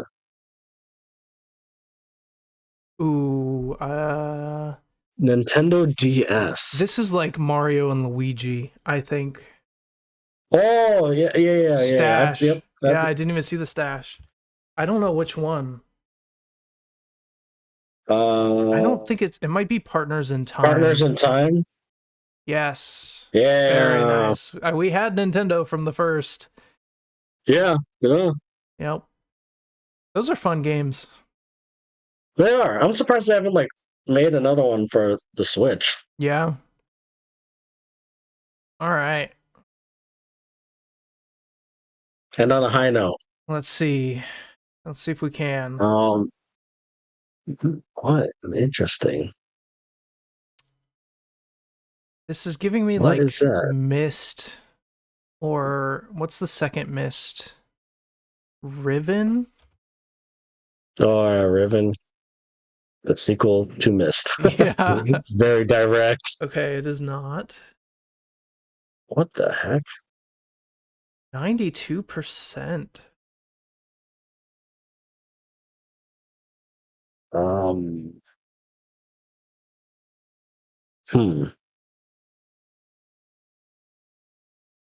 Interesting.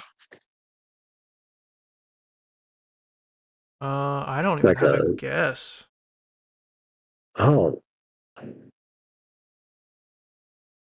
And do like point and click adventure. I feel like it's.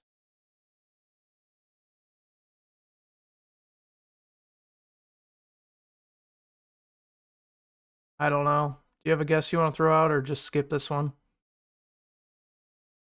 I don't know. You could just guess like an old. Do. Oh God, I don't know. It's not Mist, but maybe it's like Mist 4. I never played some of those. There's games past. Yeah, I did not like know that. Riven. Yeah. Oh. PC. That's a B. Could this be? What in the world? This looks like fantasy, like D&D or something, or but this, yeah, I guess that could be. Oh. What are some of those old? Could it be like a? No. Could it be an old Oh. Baldur's Gate?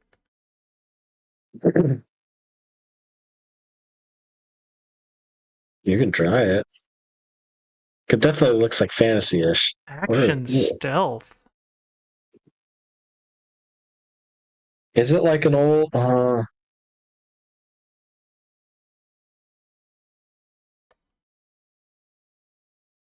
Interesting. Could it be like the old like Wolfenstein games? I know we've already said that. Or I don't know. I mean, we might as well throw something out there. probably not that. I don't know. 1998. It looks. I don't know. It looks kind of familiar. Yeah. Action stealth. What is this?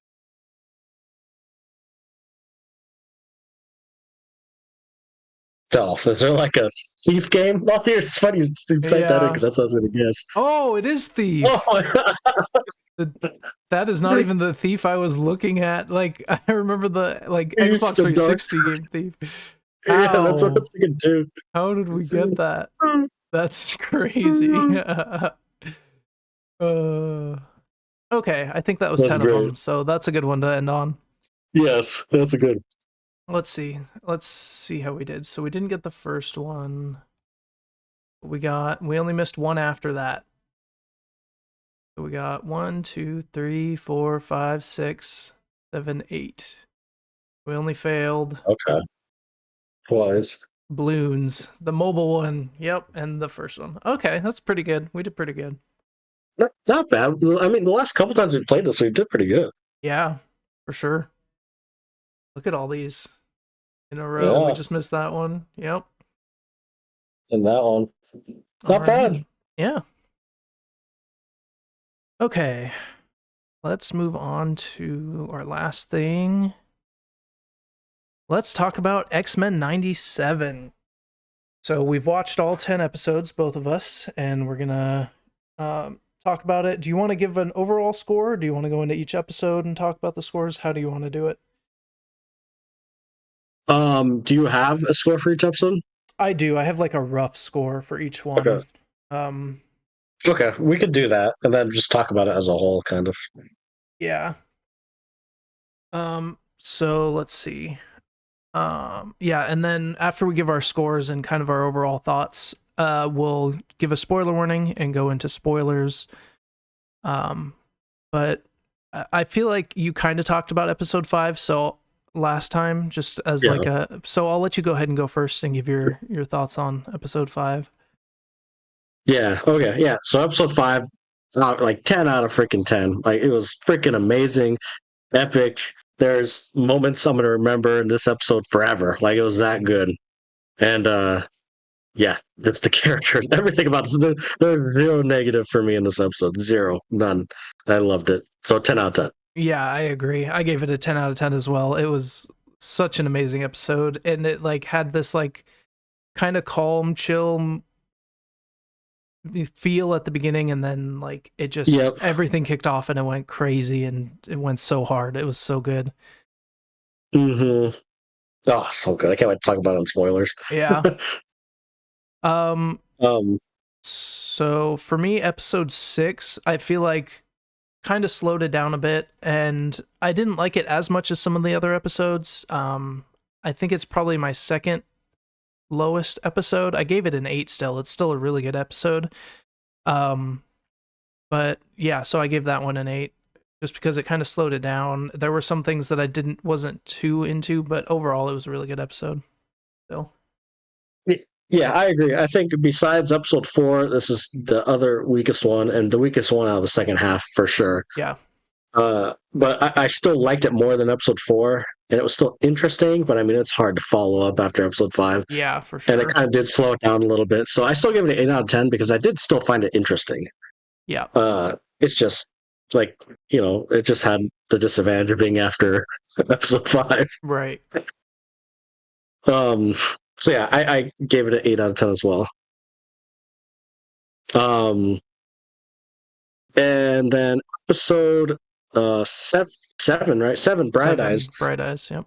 I still this episode 9 out of 10. I loved it. There's kind of some cool little cameos in this one, and it kind of swung back into the main focus. I love this one. I think this kind of set it back a little bit on track. I gave this one 9 out of 10. Totally agreed. I also gave it a 9 out of 10. I did think it brought it back on track. I love that the animation is able to be in the world where it has like all the Marvel stuff, and you like in the show you just kind of like it just randomly shows something and you're like, oh, that's this thing, and I just love that. And we got some of that in this, some even more in-depth stuff with some other people, and yeah, I definitely feel like this set it back up on track and set up the last 3 episodes really well, so I gave it a 9. Yeah. Okay. Episode 8, I gave this one was tough. I was between a 9 and a 10. I gave it a 9.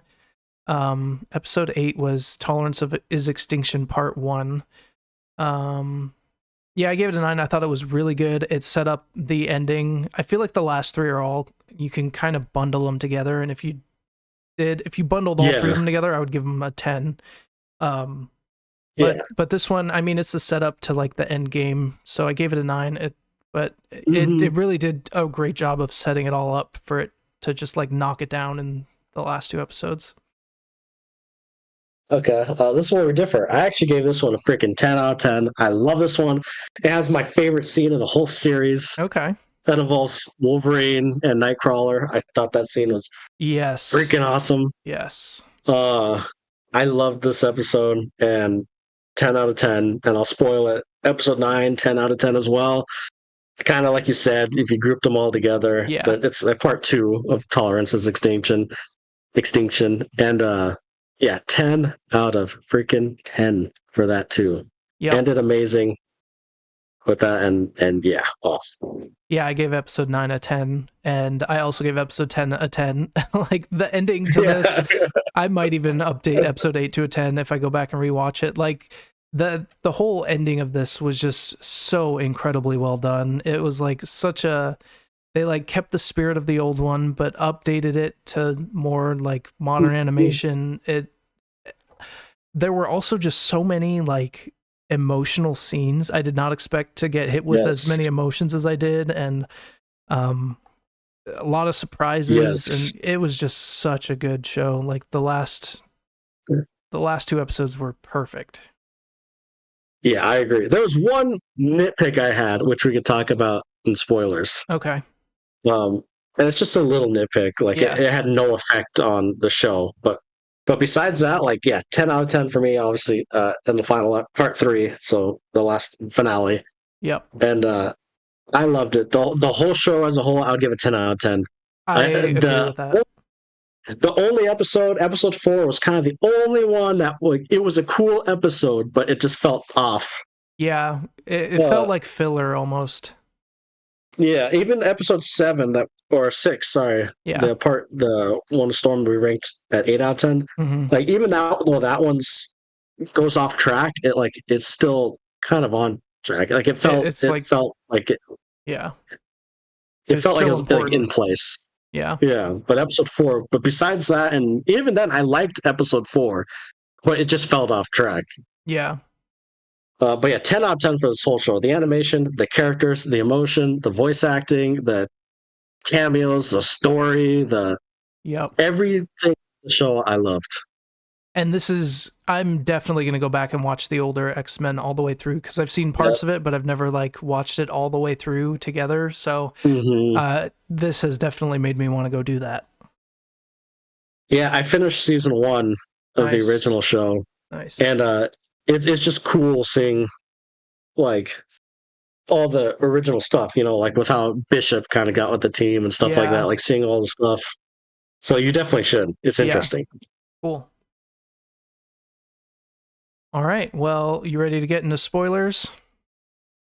Yes, please. Let's do it. Okay. Spoiler alert for X-Men 97.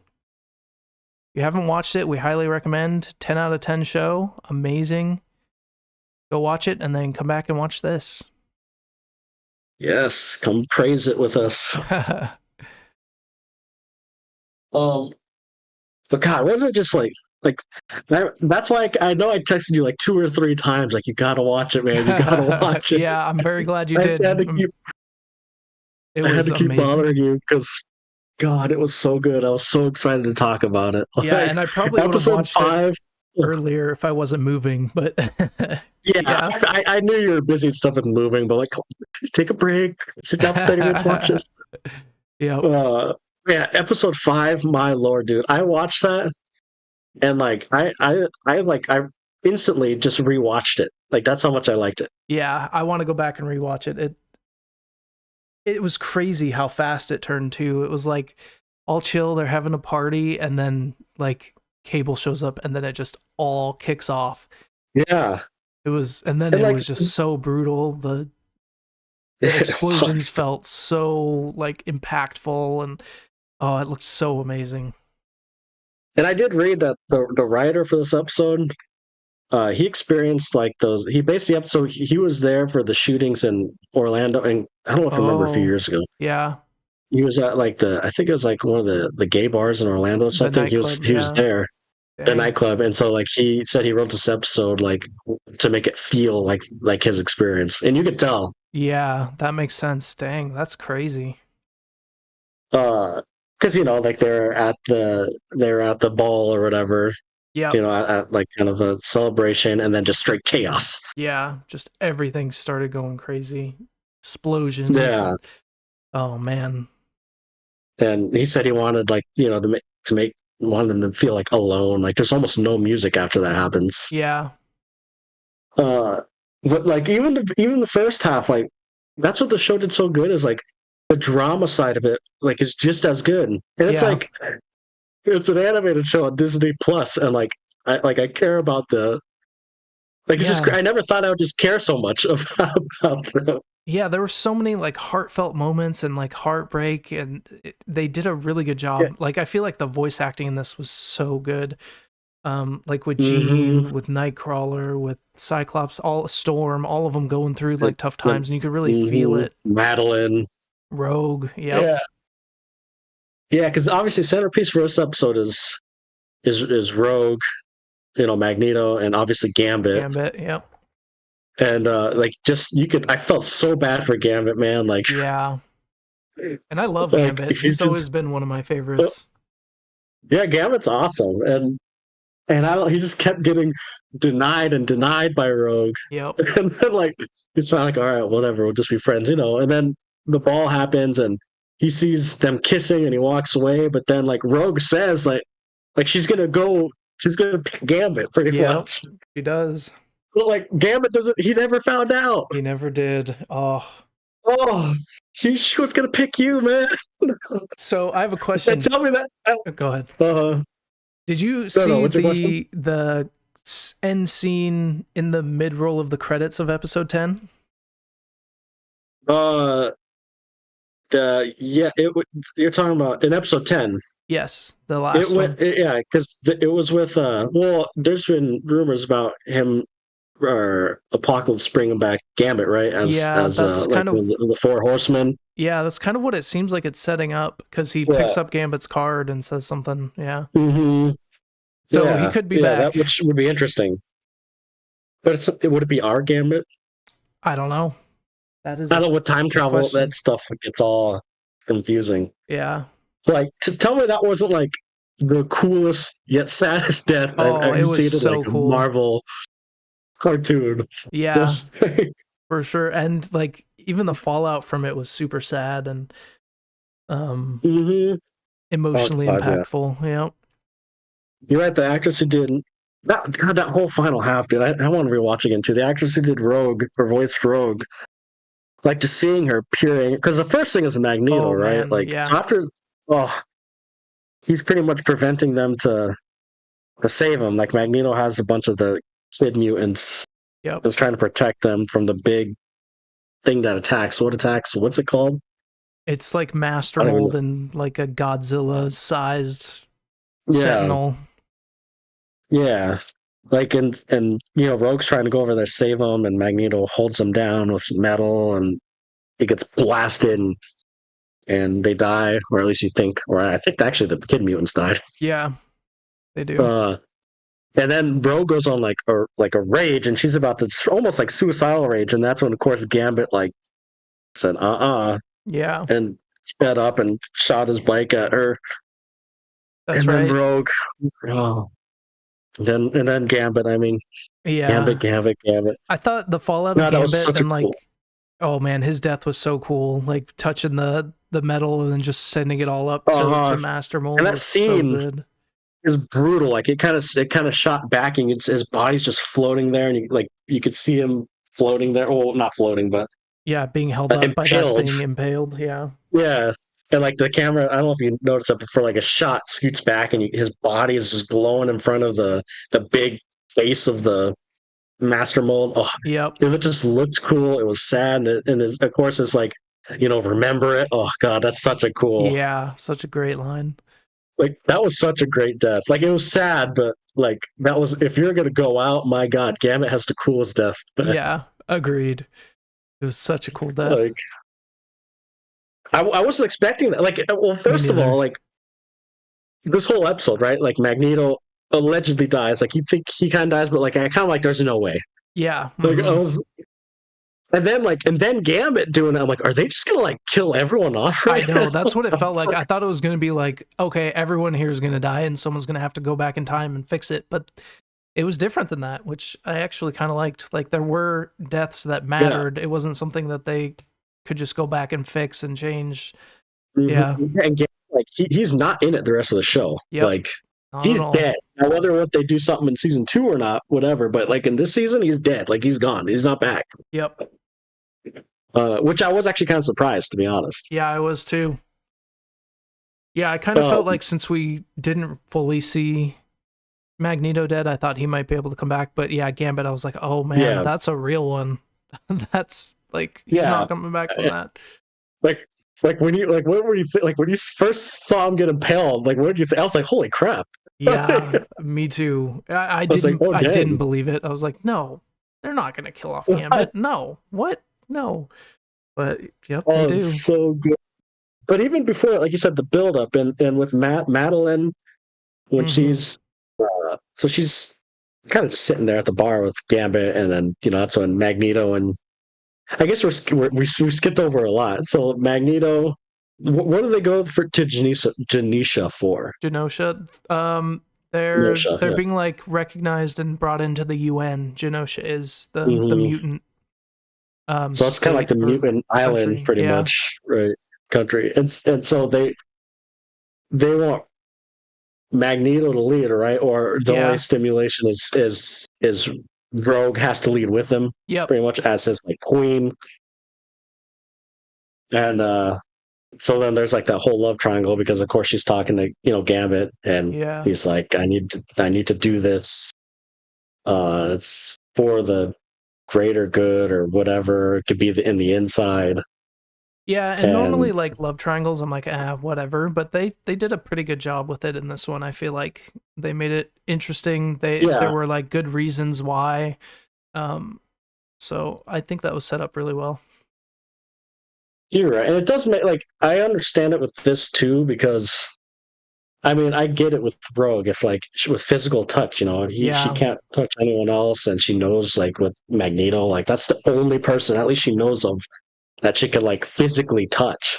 It's like I totally get her thing. Like yeah, for sure, it makes sense. But then like I just feel so bad for Cap. I know. That scene where he was talking to him before and pretty much saying I need the physical touch, and he's saying it's not everything. That was a good scene. Yeah. And he was like a bigger person now. He's like, all right, we'll just be friends. Yep. And then seeing that like at the dance thing, the ball or whatever, they're like floating, her and Magneto just floating there and kissing, and that's what he sees. And and he walks off. Poor and like, Gambit. oh. Yeah. I know. Like the dude's just getting reamed. And then literally getting like yeah, true. oh. And Madeline's there, and I guess when they're floating right after the kiss, and Gambit walks away, then isn't that when Rogue says that like Gambit's right? It's not all about touch or something like that. Yep. Yeah, and so she basically says no to Magneto and flies off. Mm-hmm. But then I think that's when Madeline starts hearing someone talking to her. That's right. That's right. And then she goes outside, and then Cable, and that scene was cool too because she talked to Cable, and Cable's freaking out like I'm out of time, and like gets sex back in time, and then says like I'm sorry, Mom, or something like that. Yep. Didn't he say something like that? Yeah. And then the opening salvo. That whole scene was cool. Yeah. Yeah, that was cool because like then that's when the chaos started, but like it kind of showed it like Madeline's point of view where it's like keeps flashing in and out with chaos. Like there's a big explosion. Yeah. And then, like, it kind of kept blacking out, and you could hear screams. I'm like, dang. Yeah, that's what they did not hold back. Like, oh, crap. No. And then the chaos, man. Like, there's even little things like Magneto, when he just got pure angry and used those trains. That's pretty much like freaking swords or hands. Like, and then, like, little things like the building collapsed on a bunch of people. Do you notice that? Yeah. Mm-hmm. Like, Magneto's fighting up there, and then, like, the Godzilla, Mega Mold, whatever his name is, Master Mold, knocks down that building, and it shows all the people screaming, and then it shows the building falling on them. Yeah, I'm like, geez, they really didn't hold back, man. Not at all. And the action scenes were great, and 10 out of 10, man. I'm rewatching the series again too. Yeah, I want to watch the old one and then rewatch this. And I feel like this episode, kind of, I don't know, the whole second half of the season, I felt like Nightcrawler was really I don't know how to describe it, like the emotional MVP. He was always there to talk to people and like help them get over whatever's going on, and he had some really good lines of just like talking back to what like Xavier said or bringing up like what Gambit said, and like he always had a very poignant scene with someone who's heartbroken or struggling, and he was the MVP. I think this solidified Nightcrawler as my favorite X-Man. Nightcrawler is awesome. I think you hit on the nail too, because even in that fight I was telling you about with Wolverine and him, which by the way was awesome. I agree. Maybe I'll switch that to a 10 just for that scene, because that scene was probably my favorite in the series. Now that you bring that up, freaking awesome. Oh. Yeah. But even Nightcrawler, like in the middle of that fight, I don't know if you noticed, he did like a little look at Rogue to make sure, or not Rogue, Jean, to make sure she's like okay. Yeah. Mm-hmm. It's just like a little subtle moment in the middle of a fight. He's like the ultimate like utility. He's like perfect for all the positioning things. He's there to like help people with their emotions. He's just like he's a bro. You nailed it on the head. Because after watching this, I'm actually rewatching like the movies, like the live action ones. Mm-hmm. He has So a like really Karen and cool I scene in watched the 2. first one. Yeah, and then we just finished the second one. And you know what? They did Nightcrawler almost perfect in live action Yeah. because his action scenes were awesome. But even in the movie, he's like the kind of soft spoken, like emotional one. Yeah. Like they do him good in the movies. That's true. I haven't seen that forever, but I remember really liking it. And his scene assaulting the White House was so good. Oh, that was that opening scene, like X-Men 2, like after rewatching, I remember X-Men 2 always being my favorite, Yeah. at least out of the older trilogy, and it still stands. Like that movie is awesome. Yeah, it's great. The first one's good, but the second one cements the X-Men. Like it feels more X-Men. Yep. But anyway, so yeah, that was episode 5, and episode 6 was one with Storm where she kind of gets her powers back, and it was good, but like after episode 5, right? It did. I agree with you. It took a step back. Yeah, the Storm stuff, I like Storm a lot, but I just didn't. Some of her like trying to get her powers back, it wasn't up to the rest of the show for me. Like it was good, but she was kind of off on her own. She met up with Forge, but I don't really know much about Forge. They had a good dynamic, I guess, but it just wasn't as impactful as the rest of the X-Men to me. But when she got her powers back, that was pretty cool. Yeah, I agree. I agree with everything you said. And I didn't know much about 4G either, but like watching the original series, I've like slowly learned more. Okay. Nice. Because he is in the original series. So like I'm just curious how he gets from the original series to like where he's at now. Yeah. Because he's just kind of off in wherever he's at. Some desert somewhere. Yeah, just off on his own. But yeah, I agree. The little bird owl thing. Yeah, I mean, it was interesting. Adversary. Yeah, exactly. It was all interesting, but it didn't resonate like you said. Was this the one also with Xavier? Yeah. On the planet? That stuff was pretty interesting. It was, yeah. I don't really know how he got there, so I'm interested to go back and watch and how that all happened. But it was interesting seeing like the Shi'ar fight the Kree and see some of their like politics behind the scenes stuff was interesting. Yep. Because that did feel a little. So at the end of episode 5, don't they hear him calling, or was it episode 6? I thought the episode 5, the Genosha episode, he called to them, or he landed there, didn't he? I think we need help. 7. Oh, was that 7? Yeah. Yeah. Okay. You're right. You're right. That was 7. Or maybe that's 8. After. Because 8 is where it's revealed. That he's alive, and then X-Men and Nightcrawler stuff. Yeah. Yeah. Okay. You're right. Okay. So this one is when we learn. Well, actually, I didn't even know he was alive, so I learned he was alive in this one. Yeah. Same. I thought he legit died. Yeah. Yeah. At one point they say it. I'm like, oh, he is alive. Okay. I thought I was like, he might be alive because in the opening it showed him, but I was also like, they could just be remaking the old opening, and that has him in it. Yeah. So I wasn't totally sure. Well, and because like in the first episode, Jean's like, "Oh, that's why you're acting weird. You finally got the death certificate," but they like didn't specify like, "Oh, it's just because he's gone," like because he's actually dead. Right. Mm-hmm. So I actually thought he was dead, but episode 7, what was Bright Eyes? That was cool because there was some little cameos in that one. Yep. Mm-hmm. Or cameo. I thought that was really cool because they did kind of. One thing I like about the show is they did kind of address why the Avengers weren't helping them. Yeah. Well, at least some of them. Like a lot of them were off-world. Yep. Or even in the final episodes, it showed Captain America and kind of doing more of the political side of it. Yeah, and his talk with Rogue about how he has to do it by the books made sense. Yep. Is very Captain America. Yeah. Yep. And it still showed like what were you gonna say? I was gonna say I thought the best part of this was seeing Rogue kind of unhinged and just like out for blood. That also like totally makes sense. She just lost someone. She wants revenge, and she's scary when she gets angry. Shoot, lost 2 people really. Yeah, true. In her mind, I think even Nightcrawler says that. Yeah, he does. Yep, good old Nightcrawler. Yep.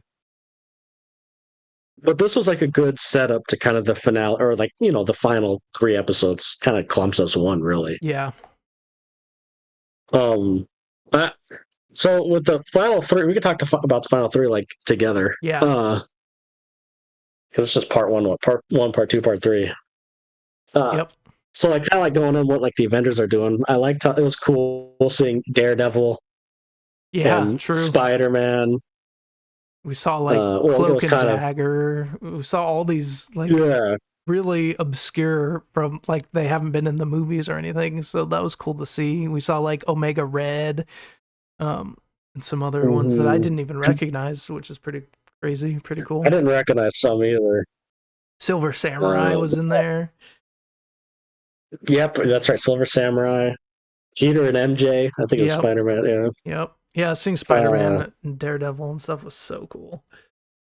I was like, I was shocked at the Daredevil. I wasn't expecting to get a little cameo of Daredevil. Yeah, that was pretty cool. That was cool. I liked that. So it. I don't know. The way they did it, at least they attempted to explain, some reasons. Yeah. Because so that wasn't my nitpick. So one of my nitpicks. So you mentioned with Rogue, she kind of goes down a dark way, right, and then joins up with Magneto. Yeah. And then literally 2 seconds later, after the whole thing, thing that happened with Wolverine and Magneto, the chaos happens, and someone said something. I think it was Jubilee or someone said, "How are we going to do this?" And then she's like, "Well, the X-Men always has luck on their side." I'm like, "Girl, you're just trying to you just betrayed them 30 seconds ago." That's true. Like, literally, she goes down this whole arc, and I totally understand it. She joins up with Magneto. She's fighting him, right? She's like, and then literally 2 seconds, I get it. You're in chaos and tides have turned, but like they don't address it at all. It's just, oh, it's okay. I got to be on your guys' side again. Yeah, that's true. They don't address it. I didn't even think of that, but yeah, that's kind of funny. That bothered me a little bit. It was just, he had like a very specific line saying the X-Men always have luck. I'm like, I just warned an X-Men 30 seconds ago. Like, why did you say that? Yeah. They should have made someone else say that. True. That would have worked better. So that scene we were talking about with Wolverine and Nightcrawler. Yeah. Wasn't that scene awesome? Like, what he's like, well, I got six reasons for you to be afraid, and then Nightcrawler's like, how about 9 or something? Oh, and then that awesome fight, like it did that like shot where it's just circling around them. Yes. Oh, it was... They definitely. I feel like the live action made Nightcrawler's like teleporting cool, but this one I feel like was another level. Like the sound, the look of it, how it disappeared so quickly, and like his choreography through it, and like using the momentum of teleporting to hit people and move people around. It was so good.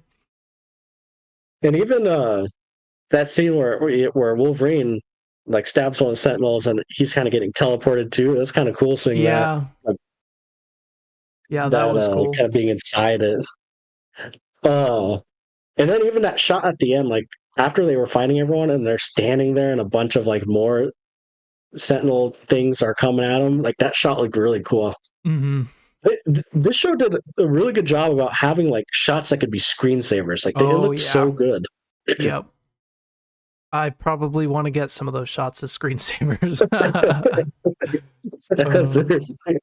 It all looks so beautiful. And I love the style of it. Kind of feels like you're watching an 80s VHS 70, like grainy-ish kind of. They did a great job of keeping the spirit of the 90s show and then updating it to make it look super cool and new in some parts, but still have that spirit of the 90s. Yeah. Like the animation was so cool. It was interesting. Yeah. Like it was interesting animation.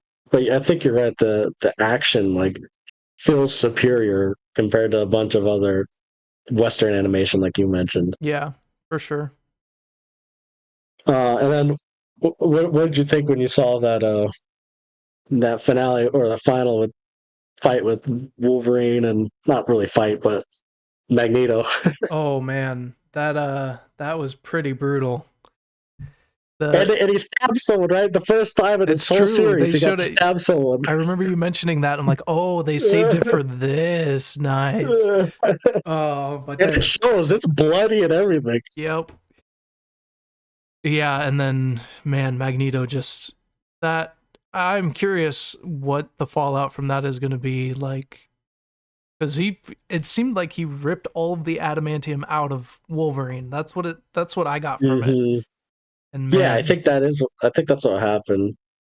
man, that And so he's gonna have to go through like a personal journey in season 2. And you know what? You notice that they didn't show what happened to Wolverine and there's one other character at the end they didn't show. yeah, Was it Rogue? No. Was it Rogue? it might have been Rogue.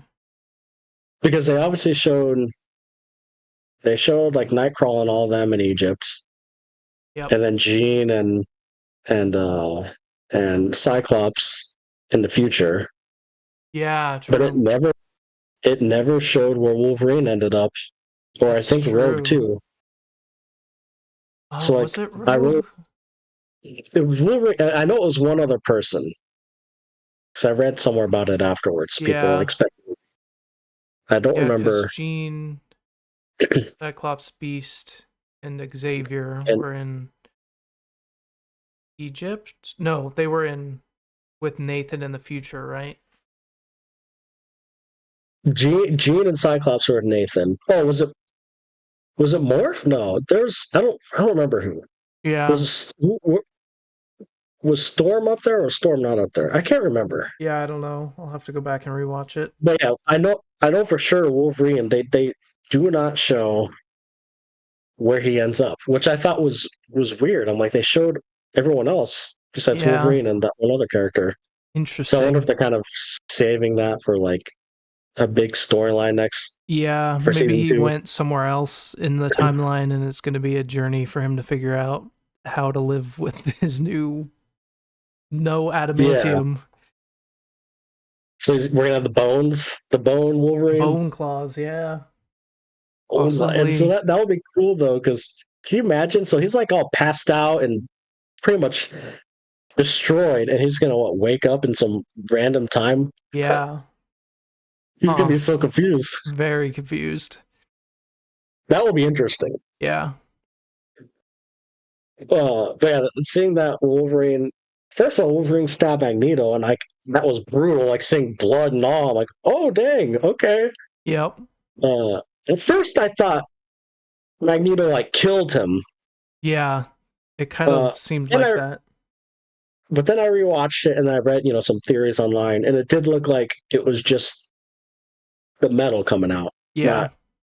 I mean, his body is still freaking mutilated, but it will heal. But and I'm like, well, you know what? I guess that makes sense because I'm even watching Wolverine or X-Men right now, and he uses his metal against him.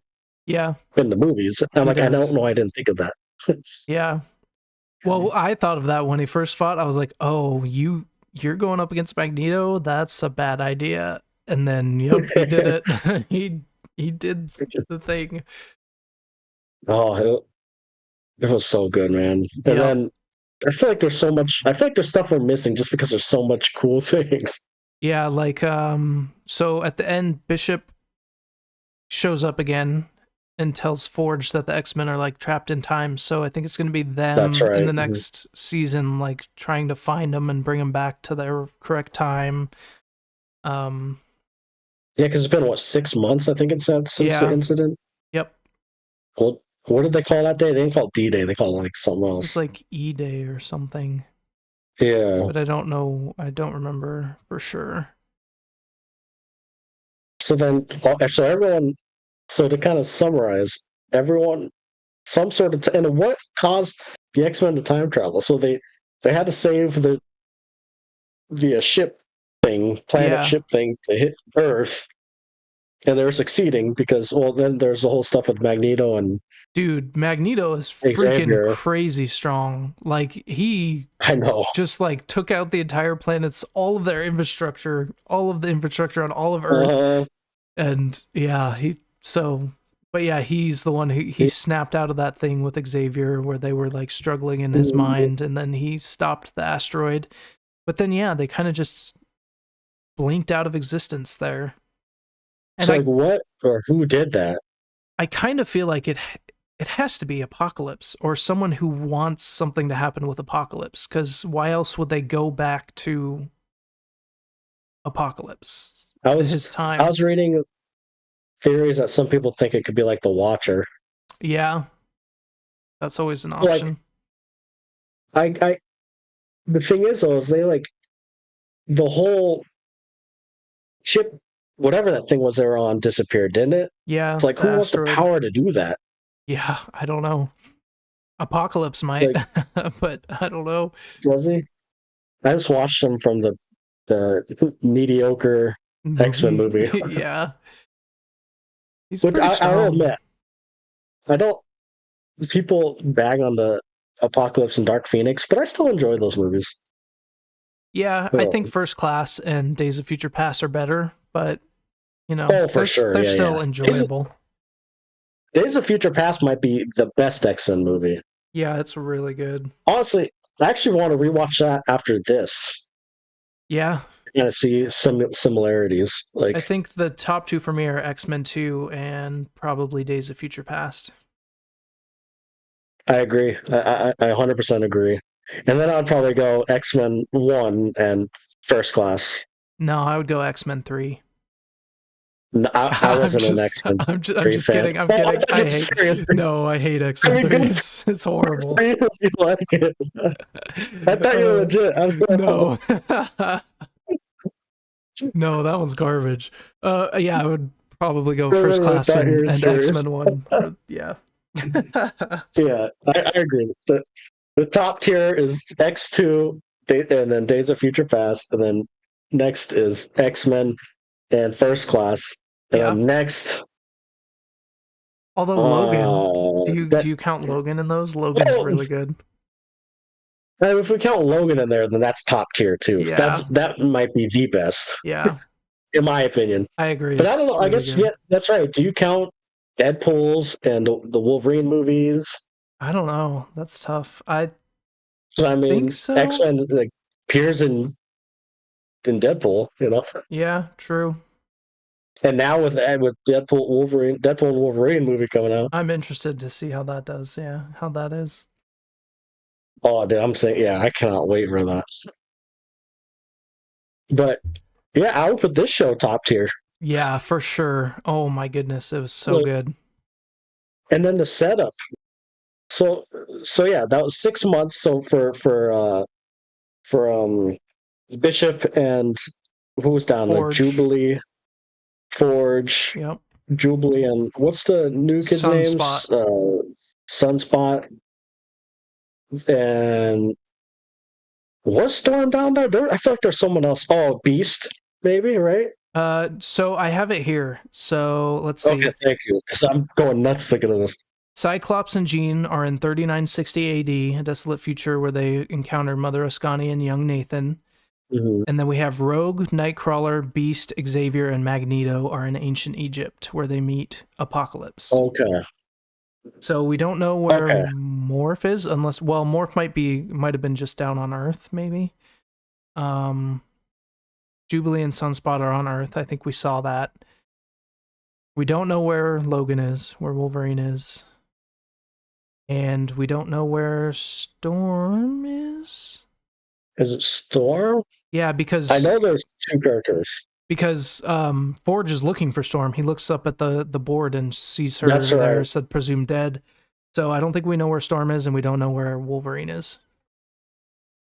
Interesting. Or when they are. And they do not show it. There has to be a reason why they don't show it. Yeah. It must be like a big storyline in the comics. They want people to not like. True. Spoil. Know, like, yeah. Interesting. Because you're definitely going to have I feel like season 2 is going to have very Wolverine-centric personal journey. Yes, I agree. And then I think the whole season will probably be built up with Apocalypse. Mm-hmm. I don't think it's going to be like a 1 or 2 episode thing. I feel like that's going to be like a whole The season overarching arc. thing. Yeah. I would agree with 'Cause you that. Apocalypse is pretty big. can't do Apocalypse in like 2 episodes. Yep. I'm very curious how that plays out though, because I don't know, like, to be honest, all I know from Apocalypse is some of the stuff from the old show that I recently watched and the movie. Like, besides that, like, I do not know much about Apocalypse, so I'm very curious to learn. That'll be cool to see because I'm in the same boat. And I wonder, like, it's just very odd, like, why they're at that time, and Yep. Jean and Cyclops got put in the future, and it's just there's so much questions. Yeah, I guess with them going to the future to where Nathan is, it kind of doesn't feel like it would be Apocalypse. I feel like it would be something like the Watcher or someone watching over everything and like pulling strings. I wonder if that lady has that introduces herself as like a bigger. Oh yeah, it's Mother Ascani. Yeah, I wonder if she has to be someone bigger, right? Because they made it specific to know her name. Yeah. And then Nathan. Yeah, I wonder how it's going to play out. It's so weird. So you have they kind of almost have like a second chance to be able to like Get to know raise Nathan. Yeah, that's cool. Nathan. I like that. Time travel is so weird. Yeah. Because that's like not like it's the same Nathan, but it's not. How would you explain that with time travel? Because it's the same Nathan, right? Like it is. It's just yeah, but it's not. Is it the other Nathan we know is in the future?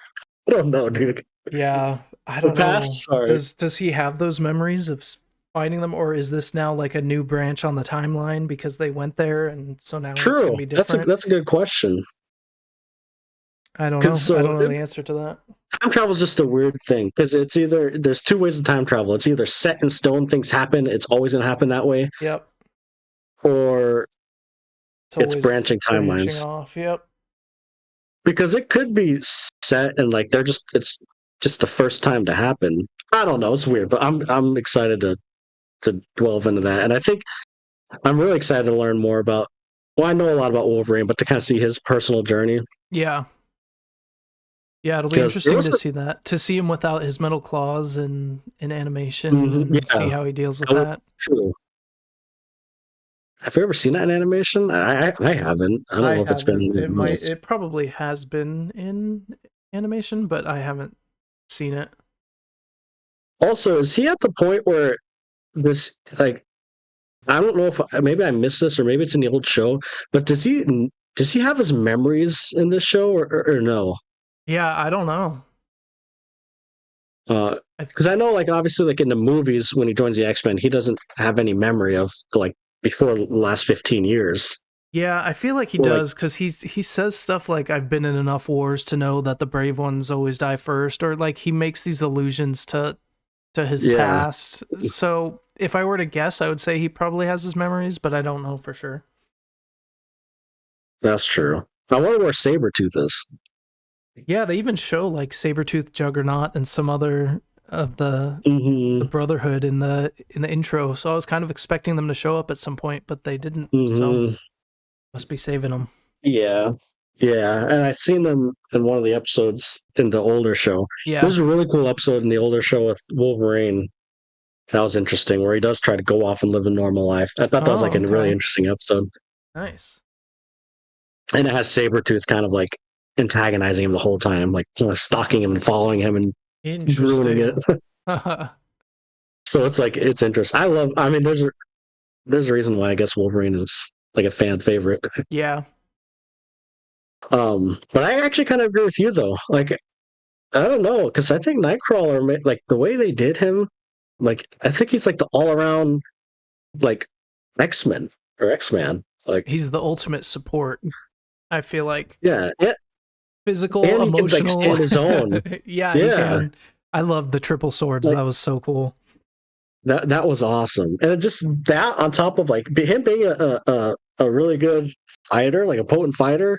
Yeah. And being able to teleport and having that like emotional like friendship and Mhm. capability of like being there for people. It's like, dude, he's an all in one. He's always been one of my favorites, but I think he might be my favorite now. I think I So agree. cool, and it looked the teleporting just looked so amazing.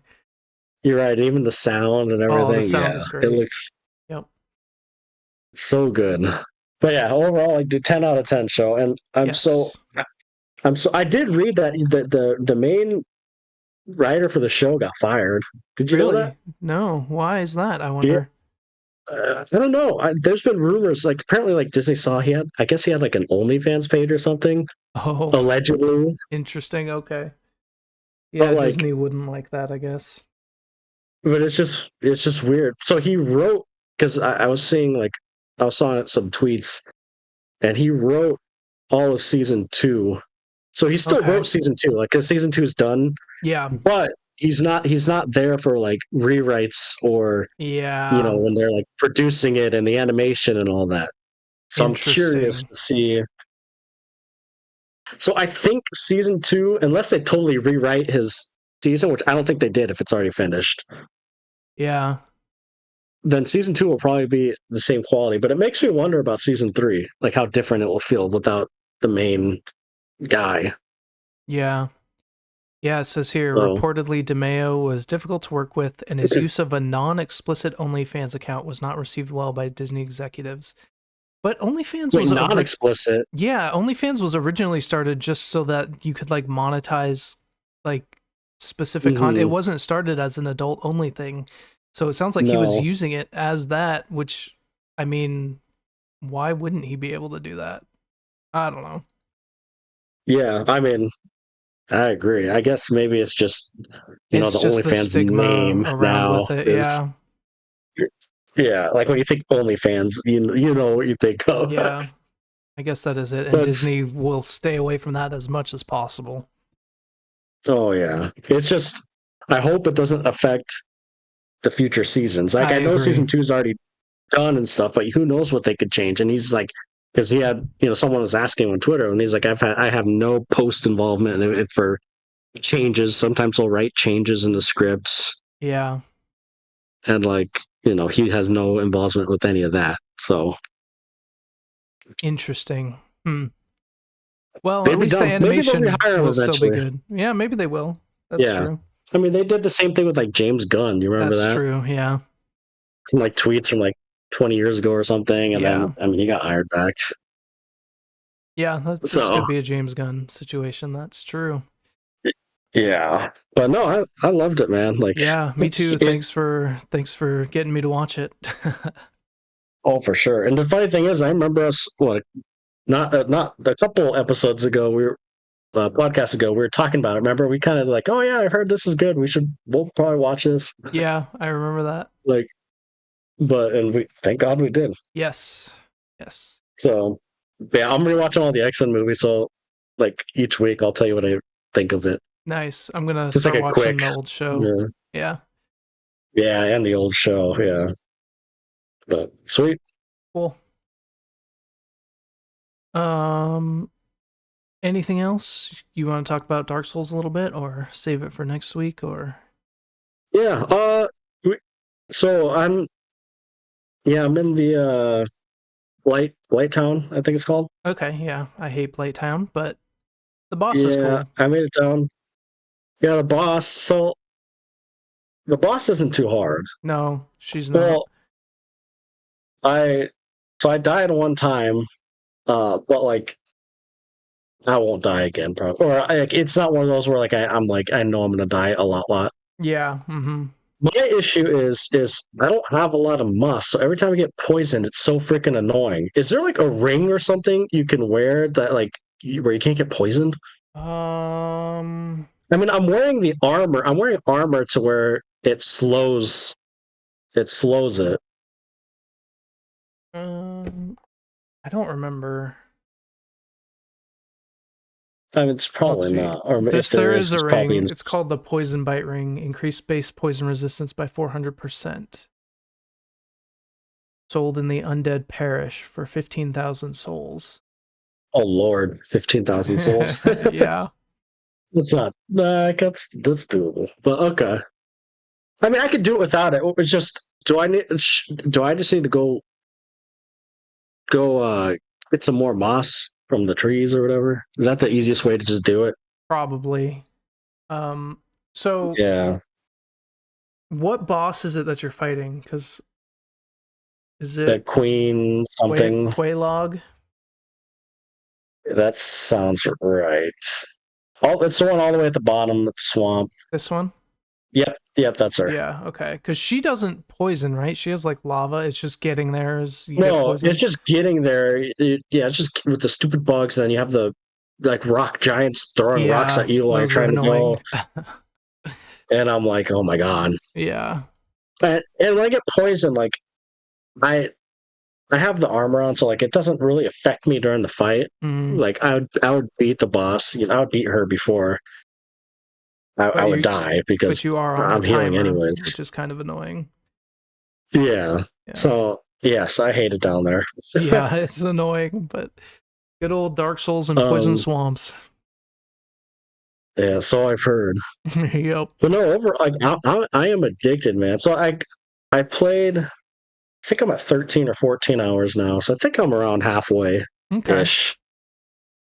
Okay. I played the little the tree area with the trees, and I beat that boss on the bridge. It was like a moth-looking boss. Oh yeah, Moonlight Butterfly. And again, that was an easy boss for me too. Yeah, that one's not too bad. And I did a lot of stuff down there, and I went down to I don't know, with the giants, and I said nope, and I turned back around in the dark. Yeah. That part's annoying. Which I was gonna say, I was reading that's the worst part of the game for a lot of people. Yeah. Not even like the difficulty, but just the annoying level design and yeah, that level design is dark. tough. Yeah. There's a helmet you can get that like casts light that makes it a little easier, but it's still really annoying. Yeah. Okay.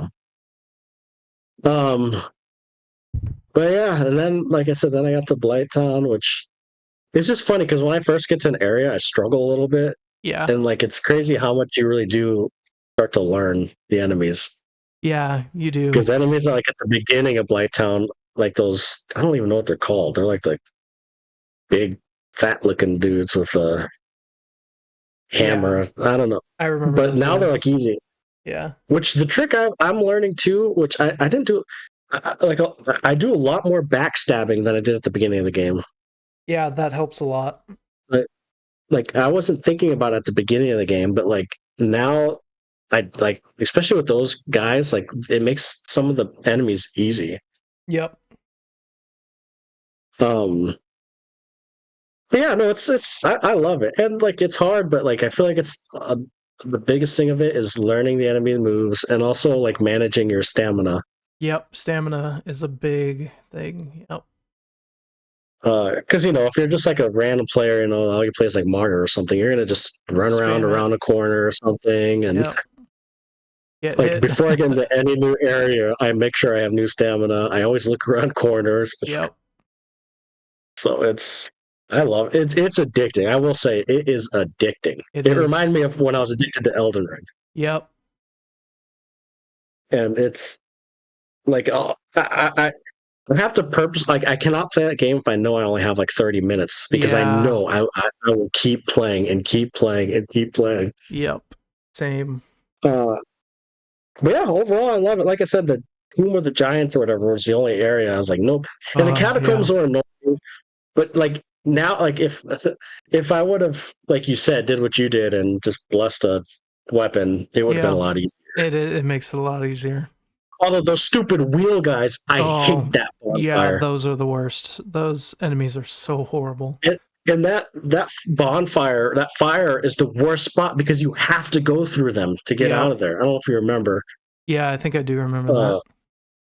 It's like it's a bonfire. Like there's like a shop, a guy right there's armor right there, and only way to get out is to go in that big room with them. And God, those I will say the one thing I number one, I beat a boss that has dogs. Stupid, not even fun. Like it's not even a hard fun. Yeah. Yes.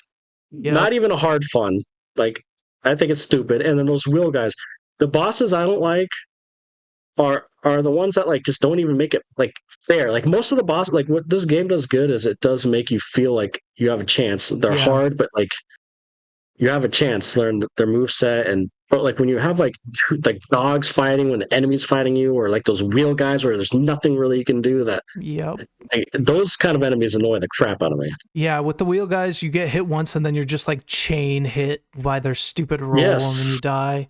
And like Capra Demon, when there's like multiple bosses or a boss with NPCs, they're called gank fights, and those are always the most annoying. Yeah, I can see. And of course, Capra Demon is in like the tiniest little like back alley thing. It gives you no room to run around. That was the hardest thing. Yeah. I was trying to run around and stuff, and then I would go up the stairs, but then when I'm swinging with my like, I wouldn't hit the dogs, and then I would get stuck up there, and then I'd fall off. Dude, that one drove me nuts. Yeah, terrain is the hardest boss in Souls games. I feel like if there's any slope, any small room, any stairs, it just throws the whole thing off. Yeah, the stairs are screwing me up because I'm like, oh, I'm just gonna run up the stairs, get a little space in that little alleyway, and no, that backfired. Yep. It was, and then like I said, those wheel things. God, dude, those were probably, honestly, that was probably the most frustrating thing in the whole game so far over the boss, because my God, it's just something so simple. I just need to get out of that room, and it's taking me forever. And of course, trying to escape there, I got to go to the next bonfire.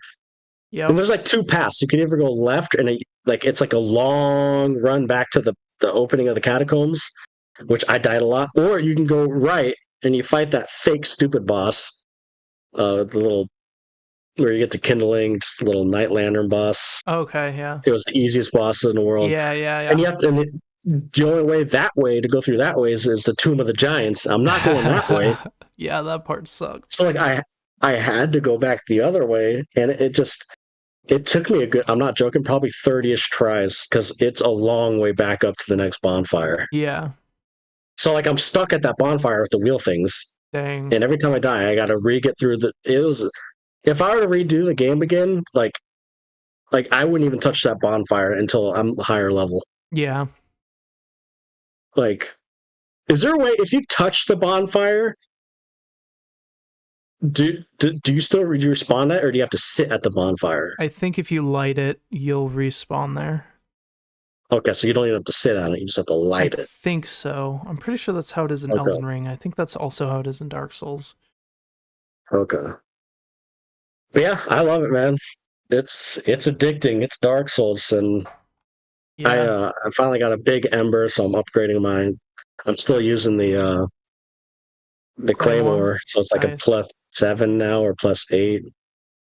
Yeah, once you get done with all these games and go back and play Elden Ring, you'll see that some of the bosses in Elden Ring are taken from, like Capra Demon is Omen Killer in Elden Ring, and the tutorial boss has the same movesets as the Erdtree avatars, and like they take a lot of things and kind of reskin it and add some moves, and so you'll be a lot better at Elden Ring by playing these because you'll have seen these moves before.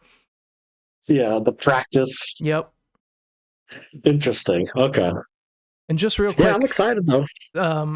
Stellar Blade has been really good. Been really enjoying it. It's less of a Souls-like than I thought it was going to be, but it's still really good. The boss fights are fun. Okay. Because you don't like lose anything when you die, and there's more of a story, so it's like a little different. It's probably closer to like Nier Automata. And there's parts that feel like Dead Space to me. There's parts where you can't use your sword, and it turns into like a Dead Space kind of game. It's interesting. It's been fun. That sounds cool. Yeah.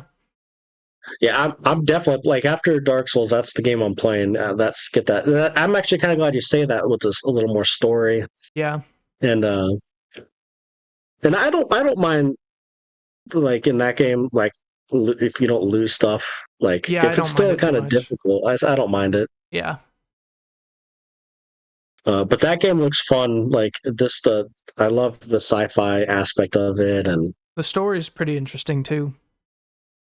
The story, okay. Yeah. Yeah, that demo, the story, like the opening scene was pretty cool, and that first boss was a blast. Yeah. And the characters are nice to look at. They're Yeah. good. They're good.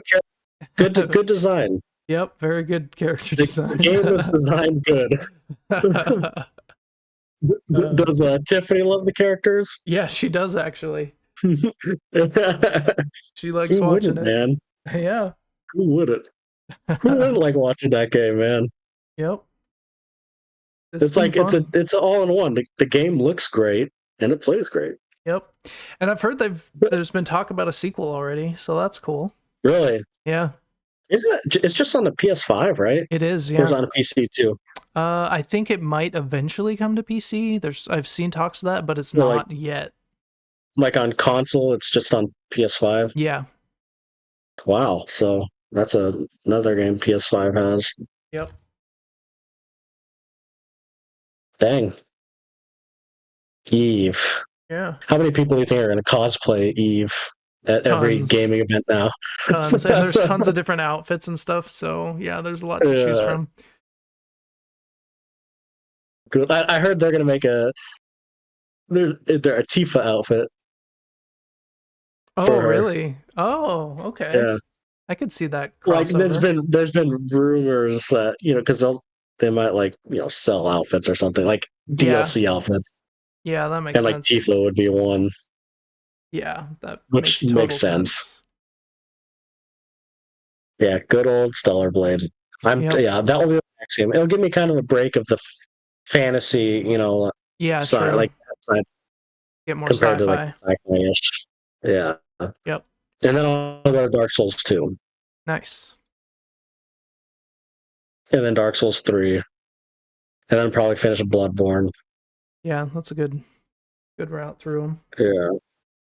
And then probably do Demon Souls. I want Elden Ring's gonna be last. I know the DLC is coming up, but if I stick my head into Elden Ring, I'll never play these other games in a long time. Yeah. I'm so excited for the DLC. Yeah. But see, the problem with me is I have to restart the game. Yeah. I can't just go straight into the DLC. Yeah. And if I restart the game, I mean, it's gonna take me. I'll be that will be the one game I play for months. Which is fine. I have to play these other games first. Yeah. Yeah. You'll beat it faster after beating all the other Souls games, I feel like. Probably. And I'll recognize I'll remember some areas and yeah. Honestly, you're probably noticing it now, like how you said it gets easier as you learn the enemies. Like I can go beat Elden Ring in 6 hours with no problem now. If you know where to go, you know all the enemies, you'll probably breeze through the beginning of that game. Yeah, I think so. I feel like I would. I feel it made me better. Yeah. Also, what was I going to say? I don't remember what I was going to say. But yeah, God, I was going to say something. I totally forgot. I threw you off. I know it was about Elden Ring, I think. I don't know. But yeah, I mean, I love Elden Ring too. Honestly, I think I told you. Maybe besides Breath of the Wild, Elden Ring is the first game that we talked about in the last episode. That just I felt like a kid. Yeah. It was the first time in a long time I got so invested in a world, and I think Breath of the Wild was the one before that I probably felt like that. Yeah, agreed. Those games are special, for sure. They really are, and I think that's why I prefer Breath of the Wild. Oh, I don't know if I prefer Breath of the Wild, but I think that's why I hold Breath of the Wild in such high regard and not Tears of the Kingdom. Even though Tears of the Kingdom is probably the more refined and better game, it didn't give me that sense of awe like Breath of the Wild did. Yeah, that makes sense because it's the same map, just changed a little bit. But I think I'm in a minority. Although there are a lot of people like me that prefer the traditional Zelda games. Yeah, for sure. But yeah, I think my problem with Tears of the Kingdom isn't that it wasn't traditional. I think it was more so that it just had the same feel. Mm-hmm. I know some of the map was different, and I almost wish it was more there's more bigger cities, and you're playing kind of like a Skyrim type cities, or I don't know. Yeah, and that would have made sense with it progressing, and time progressing, and Yeah. But I think the story is more interesting in Tears of the Kingdom. Yeah, I agree. I hated the building mechanic, but I thought it I was know fine. I loved it. Yeah. I liked that you could use it or you didn't have to. Yeah, that's true. You're right. You didn't have to, and I got around not doing it because it was fun at first, and that just gets tedious. And I know you get the auto build thing, and Yeah. I don't know how we got sidetracked. I know. One of these days, we are going to have a full episode of just talking Zelda. and debating Zelda. Yeah. I want to make an episode. Seriously, like one of the podcasts we needed to delve into is traditional based Zelda games or open world style Breath of the Wild like Zelda games better for Zelda. We Interesting. need to have a I'll whole have to think discussion about on it. that. Yeah. Like what is better and what is better for the future of Zelda. See, I probably will agree with you that the dungeon-based ones might be better, but I feel like I might need to take the open world just so we can have an argument. I mean, they'll be like, yeah. I can play devil's advocate. Too much. Yeah, and you might have to. Yeah, we'll have to have a whole like I'm talking a whole hour discussion on that. Yeah. And we can talk about all the Zelda. Like we could just deep dive. It could be like a deep dive into Zelda, man. Just It's true. because I feel like there's a lot I want to say about Breath of the Wild and Tears of the Kingdom relative to old Zelda games. Yeah. It might be a very disliked video. I don't know. Yeah. Maybe. I don't know. It's just like, yeah. We'll have to have an whole episode because I could go on and on about this. Yeah. But sweet, yeah. That's kind of all I was playing. And you said Stellar Blade was awesome, so Yeah. I'll play that next. Definitely. And then I think next weekend or the weekend after we have the Furiosa Mad Max movie coming out. We'll have to review. Nice. So I'm excited about that one. Yeah. Cool. And I'm sure we'll find some other show sometime in the near future. Yeah, I'm sure. We'll be on the lookout for one. Sweet. If there is any shows we should talk about, put it in the comments. Yeah, let us know in the comments. Because I'm up for suggestions. Yep. Even if it's not currently airing, just something. That's true.